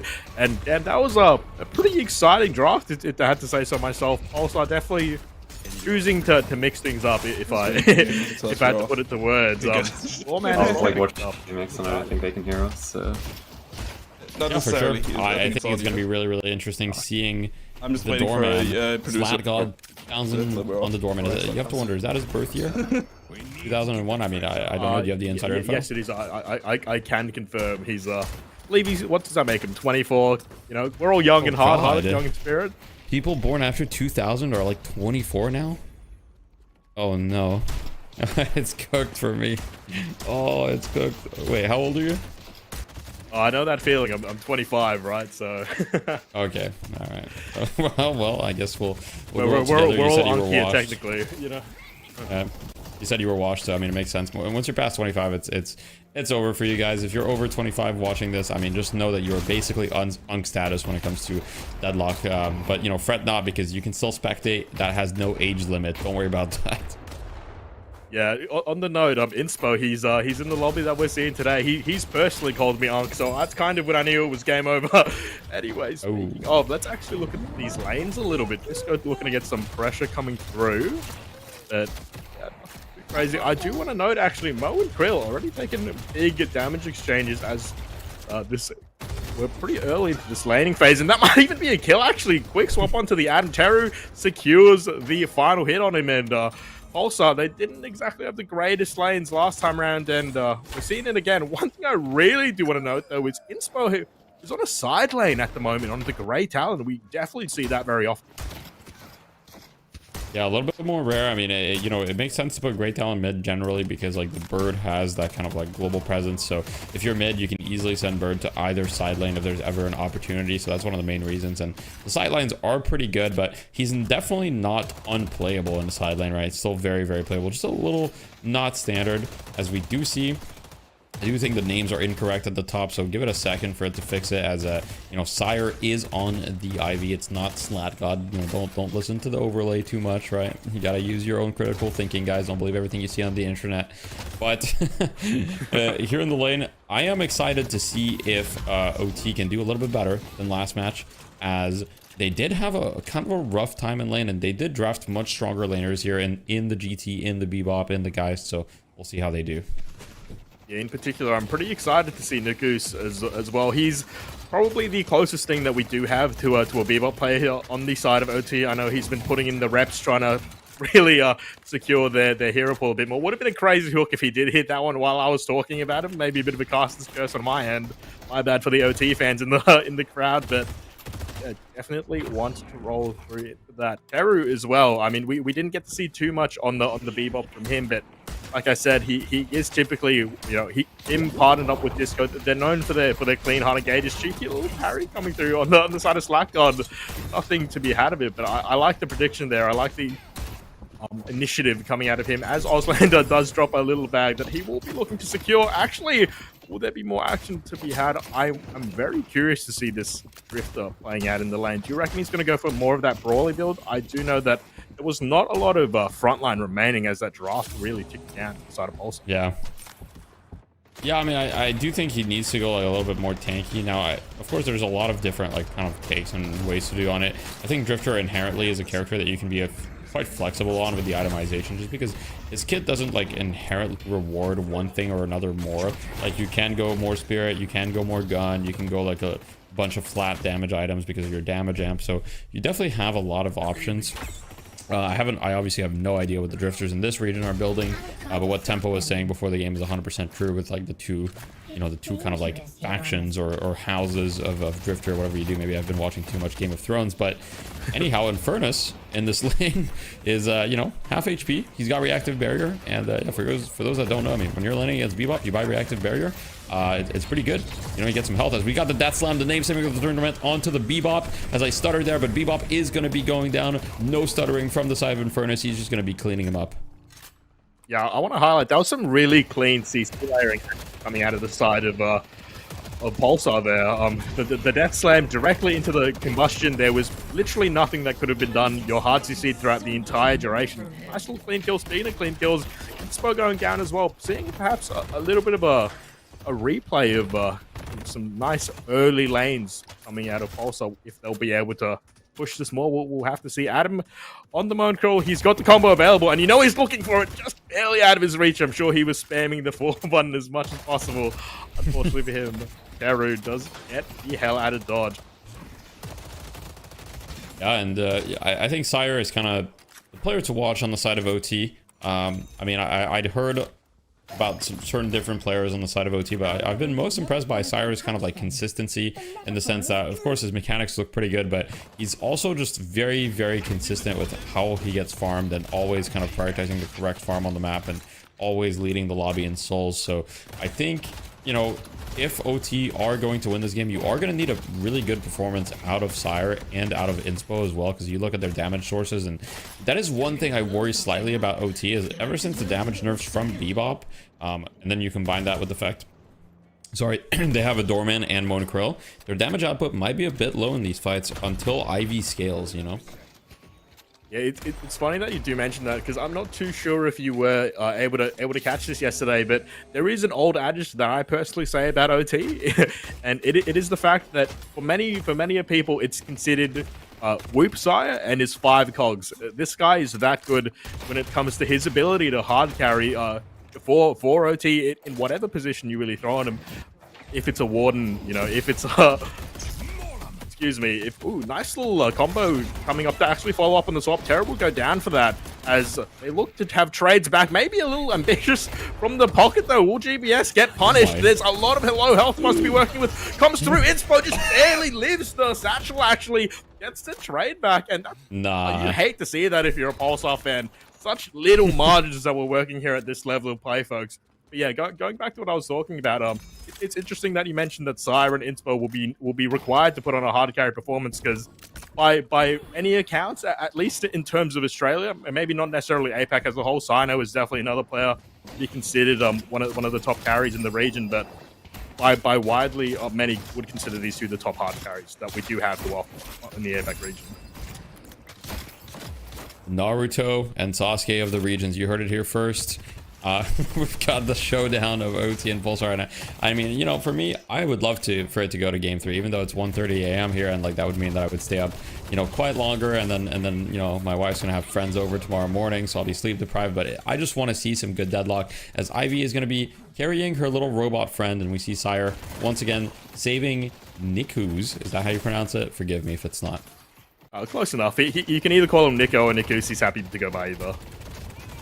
Okay, all right, we'll go with Nikus, as on Sino here. He's pressuring this Guardian. He really wants to get it. And you know, once again, the Ivy lane losing pretty badly, as is to be expected. But Pulsar have already lost their mid tower as well. So that's much better start from the side of OT this game.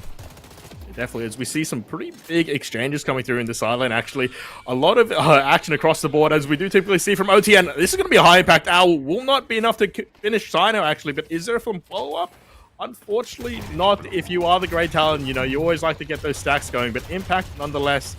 Sire forced to use the stone form, and we're getting to the point where some of these Guardians are getting real low, Deathy. I'm imagining surely push is coming through shortly. The combo, there's not exactly immediate follow-up, but will there be enough? It's hard to really get that pocket down, chase him down once he has abilities available to him. Adam maybe having a little bit too much vim, a little too much vigor in his heart, going straight for that. Combo utilized for just some trades here. Guardian will go down in the side lane, though. Visco and Sino, I believe, will be happy to pick that one up for their team. A little bit of a small soul lead, though, actually.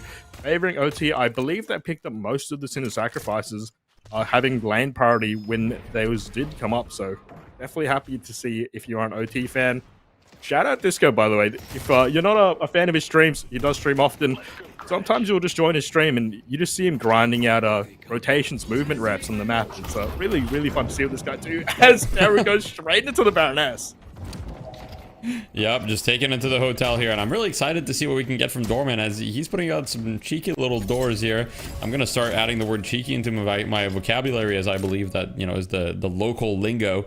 Correct me if I'm wrong, but I'm just gonna try to blend in. As Moon Krill just grabs the gun buff, and well, Moon Krill's gun is pretty much horrible, so I wouldn't be too threatened if I was the side of Pulsar. Definitely one of the worst guns in the game. In fact, when people ask me what the worst gun in the game is, I kind of have to answer Mo and Krill, I feel, as the Owl is going to look for its target. Is it going to be able to find it? Inspo is hunting. Great maneuvering of the Owl. I mean, I tried playing Great Talon, and it's not that easy, and it looks like it's going to hit the Drifter as he gets grabbed by the Mo and Krill. Going to be finished off shortly, surely, as 1 HP parries going down, and the doors will escape quickly. Yeah, really showing the power that the Doorman pick does have in your ability to create these situations that you wouldn't have necessarily otherwise. You know, just quite literally opening doors of opportunity, as Sino does get engaged on, but maybe a little bit of a counter engage on the side of OT. It comes through with a little bit of a camera swap here. Sire chasing down further, trying to get this pick off. Nice little wall bounce, but the Guardian will ultimately stop Sire's chase. A lot of action coming straight through. Is there going to be a death slam? He does just opt to have a little bit of a ground strike. And, I mean, Disco, will he get punished? Nice hook coming out of Nick Goose. I mean, there will be a barrier coming through. And is it enough? Guardian's still there. Death slam comes through. And the ground strike is good. A nice turnaround from what looks like a really just gone situation for Disco. Showing the prowess on that character and showing why you do not let him play the lap. And great play there on the Lash as well, and reactive barrier showing its value. I think I see at least 2 or 3 reactive barriers on the side of Pulsar. Quite a good game for it, playing against the Moan Krill, against the Doorman, against the Ivy, the Bebop. A lot of heroes are gonna, you know, proc it, and reactive barrier is one of the few items that has spirit scaling left baked in as an item. So if you're playing a spirit hero, it scales like crazy, whereas most items nowadays have boon scaling rather than spirit. So probably will be changed in the future. Hard to say, as the Owl does hit pocket. Just a little love tap, right? And just Great Talent saying, hey, I see you. You have minus 15% spirit resist. I'm going to be taking advantage of that and just hurt you a little bit. As Sire being aggressive on the side lane as Ivy, which is not something that I say you see often, especially considering he doesn't even have Tesla yet. Yeah, it reminds me maybe a little bit of the old days where we used to see split pushing Ivy just getting out of there with the airdrop. Definitely a bit of a nerfed ability. As we have some posturing around the urn, Pulsar looking to potentially deposit. There's not too many members of OT around necessarily, so could be a fight. I do see Terry does have the paradoxical swap, looking to maybe open up the advantage, but Flash is actually the one to run straight into him. Pulsar almost getting caught with their pants down a little bit. Both teams just shocked to see each other, as everyone kind of backing off here. A bit more posturing, actually. GBS, he does use the Majestic Leap. He is going towards this middle lane, and I mean, everything's sort of I feel like they're really just feeling each other out at the moment, playing out this objective. It is just the first turn, not necessarily game changing, but yeah, ultimately OT just have map control and do push Pulsar off that objective. And you have to be happy with that. I mean, I think if you're OT, sorry, everything is going kind of according to plan at the moment. Sire's farming, Auslander 13k on the guys, looking pretty scary. As we've got the Drifter ult, but sent to the Shadow Realm right away. And I don't think he's going to be too happy with this, as Disco does show up, trying to look to see if he can do anything. Looks like Drifter will be able to escape, but good disengage from the side of OT. They only used Dorman ult, they're able to disengage, and that was Viscous ult and a Drifter ult used from the side of Pulsar. So slight winning trades across the board from OT, as we've got a giant hook across the map. Holy hook onto the Viscous of Visco. Wait, oh my god, that was a sick cube slide. I feel like that had so much momentum. That was crazy. Still getting chased by the Bebop though. 1 HP. Is he gonna be able to escape? Good movement. The Puddle Punch doesn't quite manage to take it out, as we have Adam on the hunt, securing the kill. Yeah, I almost feel bad for Visco. I feel like he almost deserved to get away just with the sheer movement alone. But OT, there is enough follow-up to get him. And man, I highlighted this earlier. Nikus, he does definitely have the reps on the character. And I mean, he's showing it. And getting some clean hooks so far. Definitely on the Bebop. It's always an X factor, this character, you know. And it's even more of a pain point for the side of Pulsar as OT continued to grab that lead. Because the last thing you want to be doing is getting randomly picked around the map when you're fighting back for space, you're fighting back for this comeback objectives. It just lets OT have more of that lethality. But speaking of lethality, Nikus drops down first. Vaxfox will be running around to the best of his ability, doing what damage he can with these, with his claws as a swap comes through from Teru, but he will be ultimately grabbed up by Adam, maybe just to get some space, though. It's not looking like the greatest fight for OT as this continues. Hunter's Mark is onto Fletch, but Soul Exchange still on the table. I imagine he's not going to want to take that, as Disco just gets sent straight to the Baroness, I believe. Will there be a follow-up here? Cart is available and will go wide as the Drift ult does come out to support, giving some really good space for Pulsar members to get at. Yeah. Really scrappy so far around this Guardian. Yeah, and I mean, you know, if you're OT, you're happy, but at the same time, if you're Pulsar, you're not unhappy either, because it's not like OT is able to extend their lead meaningfully so far. It's kind of just, you know, the OT got an early lead and they've kind of kept it, but it hasn't grown significantly in either way. So really anyone's game still. Disco going to be going, you know, he's got the Mystic Shot queued up pretty late. I do find that interesting, as Sire does have kind of the BRS Tesla Bullets timing that we talked about. That's very strong, sitting on 3,500 as well. So just consistently scaling. 17k now on the Ivy compared to Sino's 15k, so already getting a slight lead. And movement buff gonna be taken by Disco Virtuoso right in front of him, so you know, Sire's probably a little unhappy about that, and Disco very happy, as a movement buff probably one of the best ones that Lash can get. Yeah, if there was ever a character and a player combination you probably don't want picking up the movement rune, it's definitely Disco in the mid game. I imagine this is time to see this guy get some impact. He gets it quite consistently, and I mean, if there's ever a time to stop OT from trying to really push the objective, it's now. One thing I do want to note as well is SlatGod picking up the earn, but it was, I believe, just about 1k to get to that 10% difference. So really unfortunate for them. It will be a favorable comeback earn for the side of Pulsar, and it's really just removed SlatGod from the game at the moment. This is something that we do see every once in a while out of the APAC region, where we do just choose to hold the earn and hard denial with it, but it's been something we've definitely put into question. GBS, really nice little blink combo out of Adam. It will get caught out the pocket, unable to use anything there. As we still see SlatGod, finally he decides to drop the earn, get back into the action, going into this wave. A bit of brawling come through both sides. Notably, this Walker just completely open. A lot of pressure happening here. Ice is going to be looking for a little bit more damage. Both Walkers getting a little bit pressured here on Pulsar, and the lead is extending ever so slightly, as we've got Dorman. He finds the Infernus, carts him away just to make sure he escapes, as he's looking to use his cultist on perhaps one creep, as Bebop does actually manage to back up the urn, right? Ensuring that the enemy team does not get it. We do have a pause, tactical pause for sure. I'm just kidding. It seems like we have a little bit of an issue here on the side of GBS, so I'm sure that will be back pretty soon, but it does give us some breathing room to perhaps look back at a clip of Disco hitting a nice ult. Yeah, and we can definitely see the value from the reactive Barry there, saving him a lot. Barry not even being popped, and I mean, he just knows his margins so well. This guy plays Lash probably more than most people play every other hero in the game combined. Nice hook from Nico, though.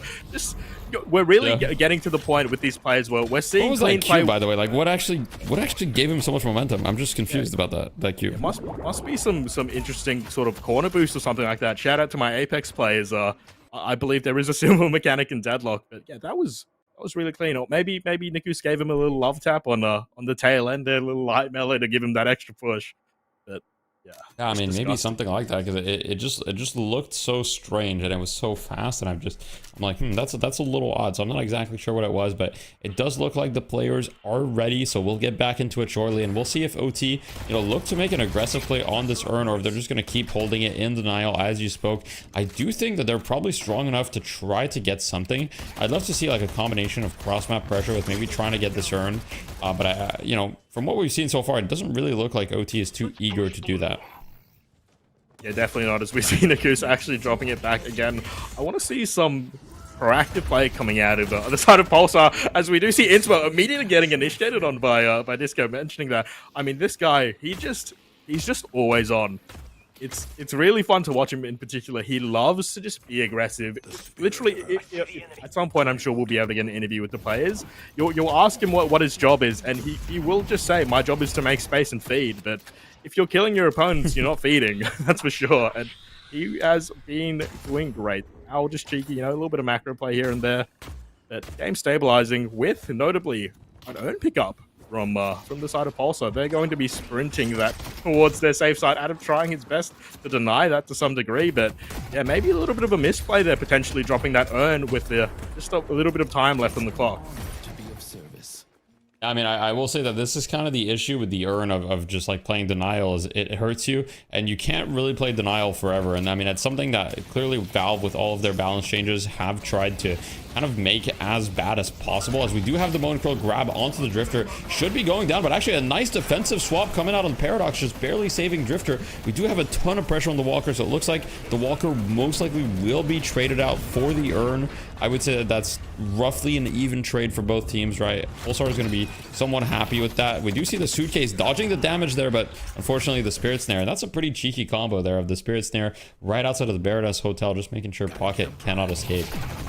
Yeah, nice little bit of tech. Dino is actually really heavily. That was not a favorable trade at all for the side of the Infernus. And just a little shout out to everyone in chat who doesn't know, with the Baroness, a lot of abilities are able to dodge that damage, like Mina's Dash, for example, Satchel, as we saw in this case here. So, you're not forced to play the minigame if you don't want to.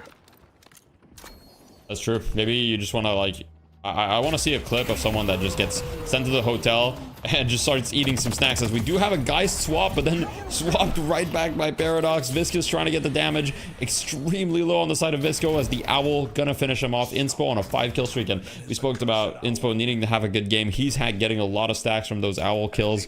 Very, very happy if you're the side of OT, as they're also be pressuring a Walker on the other side of the map, and it doesn't really look like Pulsar is in position to really do anything about it or counter pressure any objective, as I believe that we'll just see this Walker go down as well, and OT is really looking to run away with game 2. Yeah, I want to highlight this Doorman consistently getting value. Just in terms of this these doors, like we keep saying, it just lets OT walk up with no care in the world. They know at any moment they can quite literally walk through a portal and be back to their safety. So really successfully utilizing the kit of this character. I know a lot of teams have tried to experiment with it, and we've seen some crazy like mid-boss potential with the Doorman in particular. So yeah, I'm excited to see what happens with this character as the meta evolves, as players get better with him. Speaking of Doorman, Slackguard with the urn, and I mean, at this point, OT are not afraid to walk into some enemy territory, potentially looking for an urn deposit here. The urn has been dropped. Yeah, I mean, it looks like they drop it. Yeah, they're like, never mind. No, I think they're just maybe switching targets, like who has it. I don't remember who had it, but now Doorman picks it up. It does look like they're going to posture for it. I mean, I think when you've got a lead like 15k, it is a good time to just try to take this fight. If you win this urn fight, by the way, like it's probably GG, because if you win this urn fight, you're gonna have a huge lead, and it's mid boss on top of that, as Lash is taking an insane amount of damage. Disco gonna be going down. The knockdown purchase from whoever it was, I believe it must have been Nikus or either Slatgod, either of them, but that really good knockdown, getting a lot of value, as it looks like OT are just gonna walk forward, get this urn. Actually, it's been dropped with Visco going down in the process, and Pulsar has to be really careful if they lose too many people here. Not only are they going to lose the urn, as we have Adam going in with the Moan Krill ult, going to be taking down another target, and only Drifter, Paradox, and Infernus left. This Paradox on 1 HP, not going to be managed to escape, and I have to imagine OT are just going to go mid here. Yeah, this has to be worst case scenario for the side of Pulsar. They lose 4 members, OT lose nobody, they lose even more objectives. Base Guardians are not actually down, I don't believe, but it will be straight into an urn, it will be straight into a mid boss. I mean, at this point, it's we're looking at a really big deficit here, and OT are only going to grow that deficit more post to this mid boss. Baxbox may be going for something crazy here. No ulti to play with, but I mean, I like it. At this point, you have to look for something. There will be a combustion coming through as well. Do they have the timing right? The stature comes through, and this will be just a hodgepodge of parries. The Goose gets one, he gets another. Unfortunately, for the side of Pulsar, it's looking rough. Every single regen going to the side of OT. Another few kills fed over, and I mean, now it's go time. I mean, I imagine this Walker's going to go down. I imagine maybe some base guardians are going to go down, and even more if we know OT like to end games, and we like to end them fast. Yeah, I mean, if you're Pulsar, you're definitely on life support right now, as you're running out of options and you're running out of time. You're down 30k, they have 3 extra lives. What do? You really need to win a favorable fight, and we do see the start of that here with the Paradox swap, but it's just not going to do enough, and he's just going to go right through a door, get a 400 barrier, reset, as Paradox being forced back here by the side of OT, as they look to just brute force this Walker. They don't care if they're defending it. They're going to take it from you, as Syra just running forward, dealing tons of damage, forcing out the Viscous ult off the side of Visco, and there is someone in the Baroness Hotel not enjoying their stay, I believe. Yeah, definitely not. Visco will inevitably get caught out by the bird as well. Nice movement on the drone strike coming out of Inspo. We haven't talked too much about Sai this game outside of some opening points, but he's just been quietly stacking up as he typically does. 32k on the Gun Ivy is devastating. Just can ultimately pretty much disrespect Pulsar to a large degree. He knows he has that respawn in his back pocket. Just push for optimal damage output, because you're going to stand up either way. You have plenty of team to support you. I believe this is at least a patron drop. We'll see if OT want to go for more here. Yeah, as Disco tries to fight here, going down the counterspell, not quite enough to save him. And I mean, that kill should really kind of seal the deal, as I believe Pulsar now have nothing to be afraid of with the Lash ult being gone, and that was kind of like the last defending hope for the side of Pulsar. OT gonna walk forward, the bird here gonna create some space from Inspo. Adam shooting down the base, Patron already half HP, should be going down shortly, and it will be a swift 2-0 for the side of OT, taking down Pulsar, sending them to the lower bracket. And I mean, I really didn't expect that game too after what we saw in game 1, where Pulsar was in the driving seat, but I was a little bit worried about this, considering OT had stronger lanes this time. They drafted a little bit more comfort. They didn't have the pocket pick. I mean, they didn't really look great with the pocket, I'm going to be honest, and they stuck with comfort, and they showed that it works. Yeah, as much as we do expect OT to win ultimately, as that is the historic result, I do think it's a bit of a fumble coming out of Pulsar. Maybe overcooking in the kitchen, I'd say, because, you know, it's not exactly a standard draft. Their macro play was generally quite good, but just starting off with such a deficit, it already makes the earnest so much harder for you to make proactive plays. And the fact that they didn't have a super brawly, didn't have a super frontliney team that is able to really stop OT just snowballing on you, I mean, we see the results here. OT could just continue to keep the pressure up, continue to really push them, and they kind of just had to crumble. I know Disco in particular was trying his very hardest to make these plays, make opportunities back, that when OT react accordingly, they know maybe Disco is the one threat that they do have to sort of give Pulsar some space and an opportunity back into the game. We saw the knockdowns. We saw people just looking out for him consistently. There's always a bird flying around, you know? It really just prevented him from being able to play the game. We saw him again and again, just always being the first one caught out, always being denied, and it just led Pulsar to be in an awkward situation throughout many of those fights. Yeah, for sure. And we see Inspo, 24k damage. I mean, at the beginning of the game, what did I say? I said Inspo and Syra have to have great performances this game, because I feel like a lot of their damage, you know, on the side of OT is in their hands. And guess what? They're both at the top of the leaderboards in terms of damage, both 24k apiece. And I mean, Fletch also putting in numbers on the Geist as well. So despite Slap God, Adam, and Nikus not really being able to do a whole lot of damage because their heroes are a bit more utility focused, the Slack was picked up quite easily. And, you know, a valiant effort by the side of OT. But you can see that really nothing went their way this game, because if you look at the kills, I mean, they've got a total of 7 kills compared to the, I mean, I can't even see how many that is. That's what, like, we've got something like 16, 21, 22. So 7 to 22 kills just didn't really go their way. And I would have liked to perhaps see them to try to make a little bit more plays to come back into the game, as it felt like they were a little too passive once again, which I don't think is, you know, necessarily always problematic, but this game it definitely didn't do them any favors. Yeah, I would have to agree with you, Deathy. There were so many times where we saw Disco trying to do things, and, you know, especially you see in matchmaking, if someone's going in by themselves, it's easy to just call that a feed, but in team play, you know, maybe if he had the backup to secure it, if they had the posturing around and playing around Disco, he would have had those opportunities to get these picks, swing them back into the game, and we just weren't able to see that. Of course, OT really successfully shutting down a crowd, but ultimately, like, Pulsar did have a pretty good pick comp there.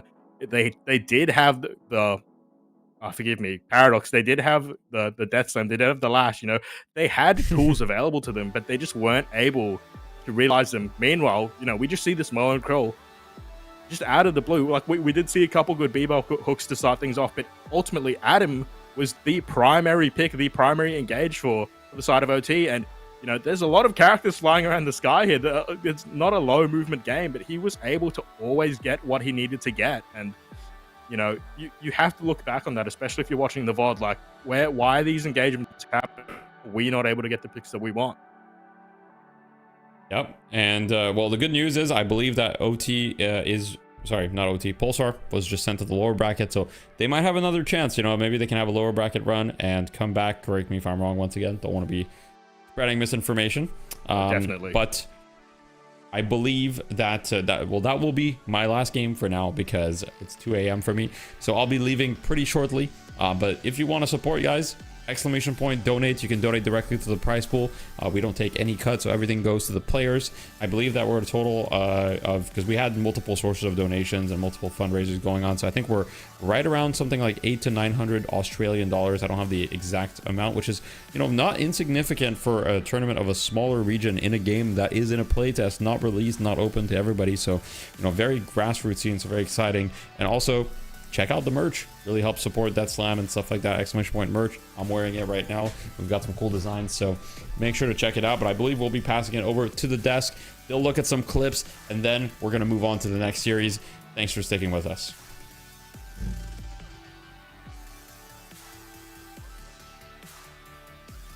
All right, and thank you for Deathy for handing it off.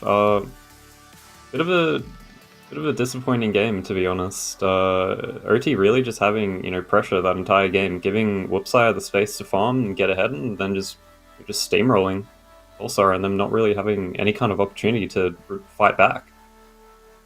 Yeah, we were talking about it earlier when we were sitting here watching the games. We're trying to get these clips here to show you guys later on, and it was just it was hard finding good clips because every single fight just looked really sad almost for Pulsar. There wasn't really anything they could do here. They were out of the driving seat since minute 8, I think, and I don't know. It looked really tough for Pulsar, and I hope they can at least you know, try to recover a bit as they're going into this next round in the losers round 6. Yeah, just constant pressure being put on them by OT. I don't know. It was kind of maybe a bit of a draft issue, just lack of frontline. You know, they just don't really have space to make plays. And, you know, they did have some, you know, good pickoffs with that Paradox in the early game, but it just kind of fell off, and OT was able to just run at them, get that mid-boss, and just shred them all with that gun IV. Just continuing to look like an insane threat. Yeah, and important thing to note here as well, I mean, I don't know if it's important, but I mean, I guess the Infernus curse did indeed. They had Infernus, right? Yeah, well... Pulsar down, I mean... I guess it's stronger than the Drifter Blessing, I would say. I mean... There is no Drifter Blessing, man. There is no Drifter Blessing. Clearly not, clearly not. The curse is all you need, and it's tough. It's tough for them. Yeah, I don't know. It's just specifically this APAC region. We just don't see Infernus having much success. Maybe he just doesn't have the right tools in this region. I don't know.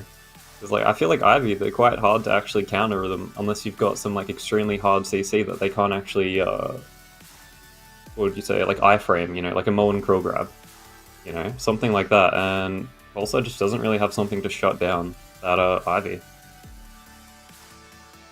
Yeah, I mean, we're trying their best, and I think they got a decent solution to all the problems in their draft, like Destiny was saying throughout. But a big problem for them here was the lack of, you know, that Drifter going for a gun build. They decided to go for a bit of a spirit build here, which is usually a bit more of a one-shotting build, but I don't think that was the right call here. They really needed that front line and that, you know, sustain, and that's what the gun build gives you.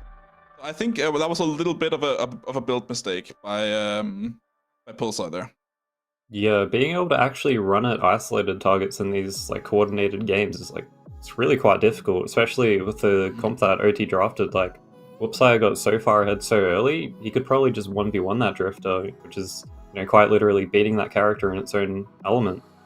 You know, you've got those shutdown characters. They had two of them. They had that Mullen Krill as long with that Doorman, and we could see they could quite literally chain those ultimates together to just, you know, effectively CC someone for, you know, 10 seconds. So actually getting away with that, you know, drifty, that really bursty, less tanky, you know, what would you call it, the Rend Drifter is quite difficult in these games.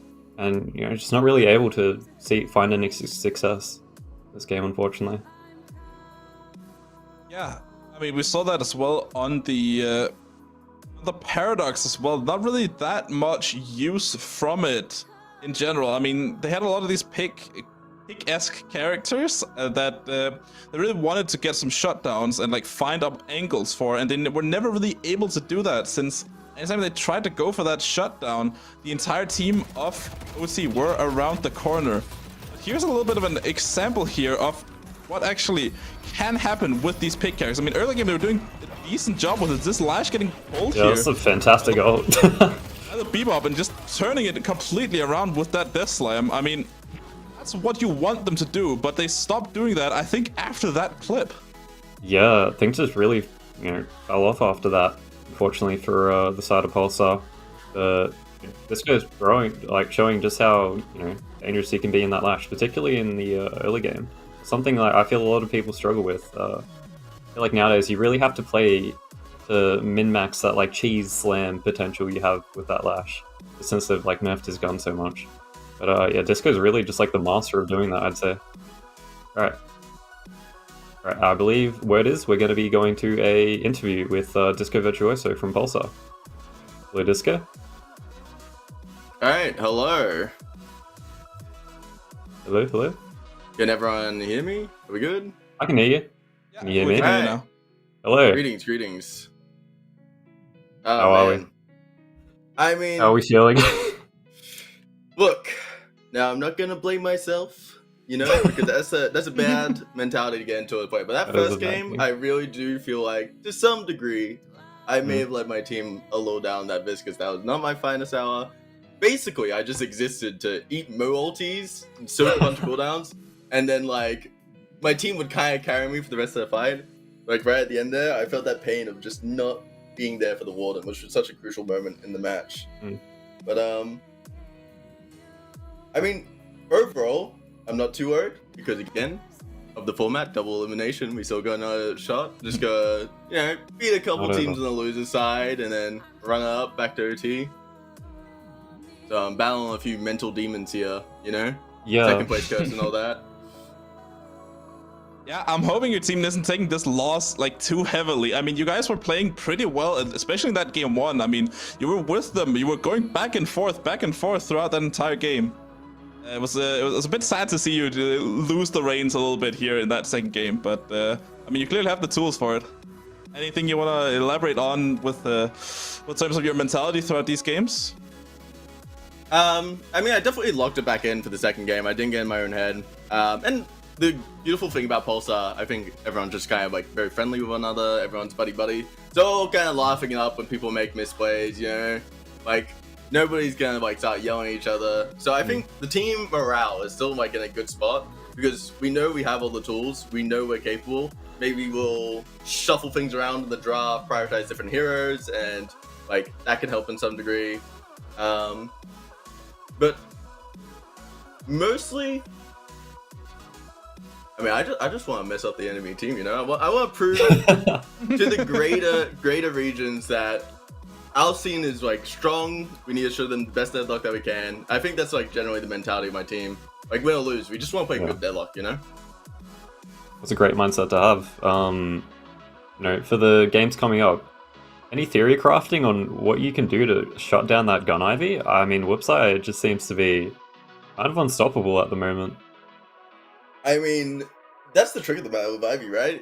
Is a fundamentally difficult character to kind of like get your hands on. They fly away with the ulti, they stone form out of the ways out of cooldowns, and they have like a really strong endgame payoff.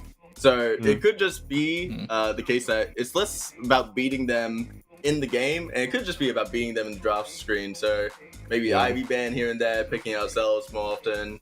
I can't say for sure because God knows, maybe they're listening in right now and they're preparing themselves. But I don't know if they need to, but they probably will be, knowing OT. Make them pick Infernus, I believe. The Infernus curse holds strong. I'm telling you, man. That character, there's something up with it. I definitely am myself. Might become a bit of a believer in not just the Disco second place curse, but also the Infernus curse because that hero, Do you believe in the Drifter Blessing? Maybe. I've not seen Drifter do too well so far. But, Yeah, I don't know how they are in comp play. I'm a bit iffy on that. Not sure if they're the best. I mean, in that Not first really game, looking I like saw like in that first game, I saw Sino win lane, like play excellent in the mid game, never really getting caught out, and in the late game, like still not making mistakes, but just like compared to Ivy, I feel like Ivy just has so much impact with like the silence ulti and everything she does. I don't know. To cut you off, Disco. Good interview. No I wish you the best in upcoming games. We are going to be going to a break just to set up for our next match. All right. Get some popcorn. Too easy. Get some food. See you soon. Thank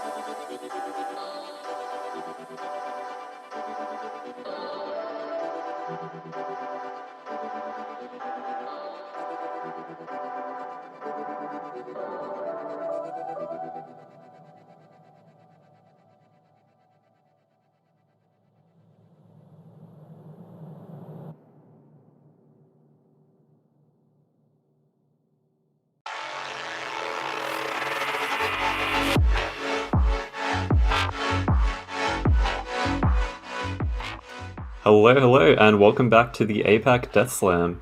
Excited to be back. We're going to be going into the losers final, I believe. Compy Donkeys versus Pulsar. Pretty excited to see what's going to be happening. And also, just before we get started, need to shout out the Death Slam Discord. Go join if you haven't, as well as the APAC Discord. We're going to be running pugs, open whenever. Join up if you want to also play some good Deadlock, good competitive Deadlock. So, yeah, passing on to you, Cockcho. Yeah, it's they've kicked me off the casting, guys. I've been chucked to the desk for this time around, so we'll have more time to look at the Snorlax in the background. That's okay. Let's get into the bracket though, and let's actually talk about this next up and coming game, Jeb, because it should be pretty interesting. I don't know if you were able to catch much of the stream, but we did ultimately see, I believe, we'll let the bracket update here.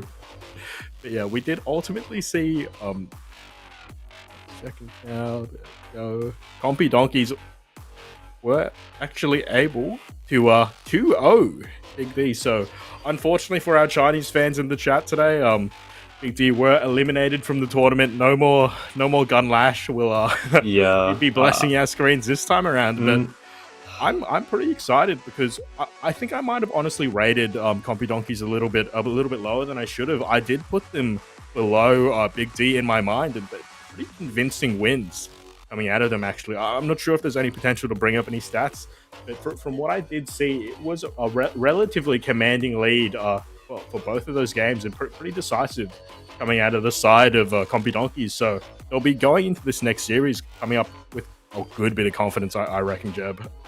Yeah, I think coming out of this really fresh and hot off of those 2 wins against a pretty strong team, definitely giving Compy Donkeys that boost in confidence that they need, because I feel like they're a very almost egocentric team. You see them always pushing their advantage, always pushing into the enemy jungle, looking for any kind of small advantage. Whether that works out for them or not, we'll see. But yeah, they're a very snowbally aggressive team with a very aggressive style of play. So definitely, I could see them taking a game off Pulsar. Sure. Yeah, I have to agree with you entirely. Following these plays for as long as we have, Jeb. Jai stacked. Yeah, Jai stacked. It's the origin of the Infernus theory to a degree. Shout out to my Jai Furnace enjoys in the chat. Yeah, these are players known for their passion. Let's say known for their ability to sway either left or right. And at the moment, you've got to imagine they're feeling great about themselves. Got to remember as well that Pulsar are coming off of a loss. These guys are coming off of an amazing best of 3 series for them. Momentum will play a factor as much as maybe players would like or not like for that to happen. Jeb, any notable picks that you do want to talk about though? I'm sure we'll go into the draft shortly, but just from knowing these players, are we going to see more Infernus curses coming up?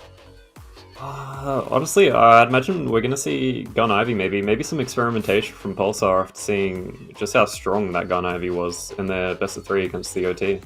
Yeah, coming into this draft, I'd imagine we're definitely going to be seeing Gun Ivy.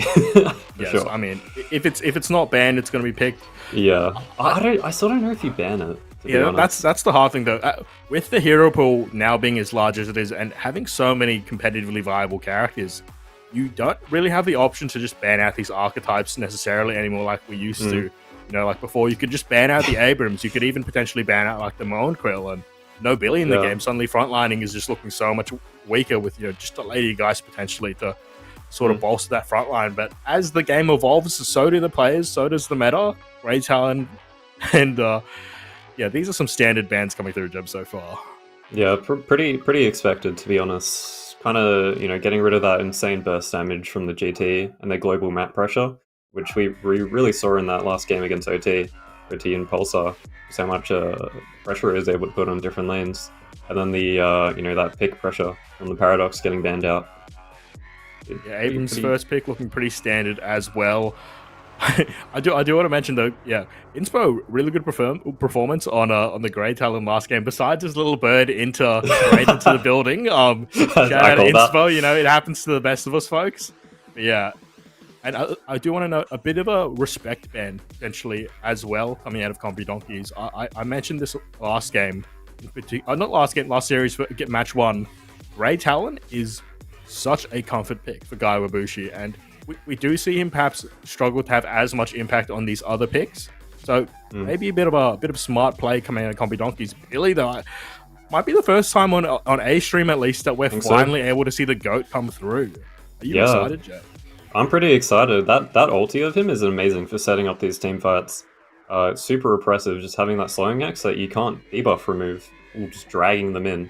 Just allowing your team to just follow up off of that. I'm seeing a Moen Krill second. This is looking like a really good drop so far. Super big and brolic, let me say. A lot of pick potential and a lot of team, like just raw engage potential already just off of those 2 picks. Like you were saying, Jeb, with that chain gang, AoE slowing hex is unreal. We sort of saw it in the past in terms of like with Vindicta. The ability to just keep people in a place that they don't necessarily want to be will always be highly valued in MOBA style games, and we're seeing that again and again. Billy, I kind of want to see Pulsar pick up the Warden here if they potentially can, depending on the bans. I know that they've been doing this in scrims a couple times around, Jeb. I'm not sure if you've seen, but Billy plus Warden ulti might be one of the most dangerous combos that I've seen in a long time. AoE slowing hex, you're just getting destroyed by the last word. Like it can be dust. I can imagine that would be hard to survive if you're facing up against that. And we're seeing the Viscous and Lash pick from the side of Compy Donkeys. I mean, Viscous making a ton of sense into that Moen Krill Billy, just negating some of that pick and shutdown that they've got. And the Lash has been looking pretty strong this day. I do wonder if we're going to see a Calvin maybe banned from the side of Compy Donkeys or a first pick after this. Just to not allow Pulsar to get it. It almost feels like these were some denial picks coming through from Compy Donkeys as well. Just blowing up Disco Virtuoso's hero pool a tiny little bit there.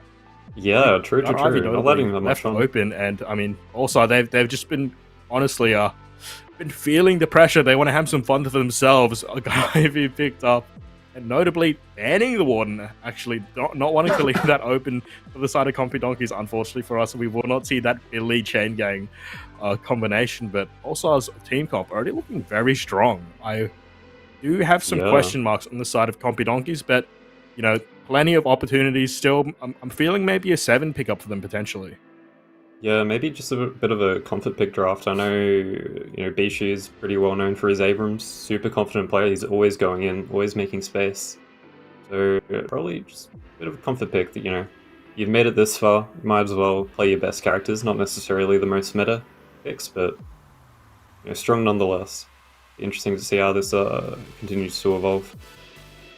Yeah, no, I'd have to agree. Same deal with Larksar, actually, or Lack as he's now known. Kind of a demon back in the day for just picking Lash in every single pub and doing his best to create space. All of these players they very much know each other quite well. So the draft there's always a bit of play back and forth necessarily.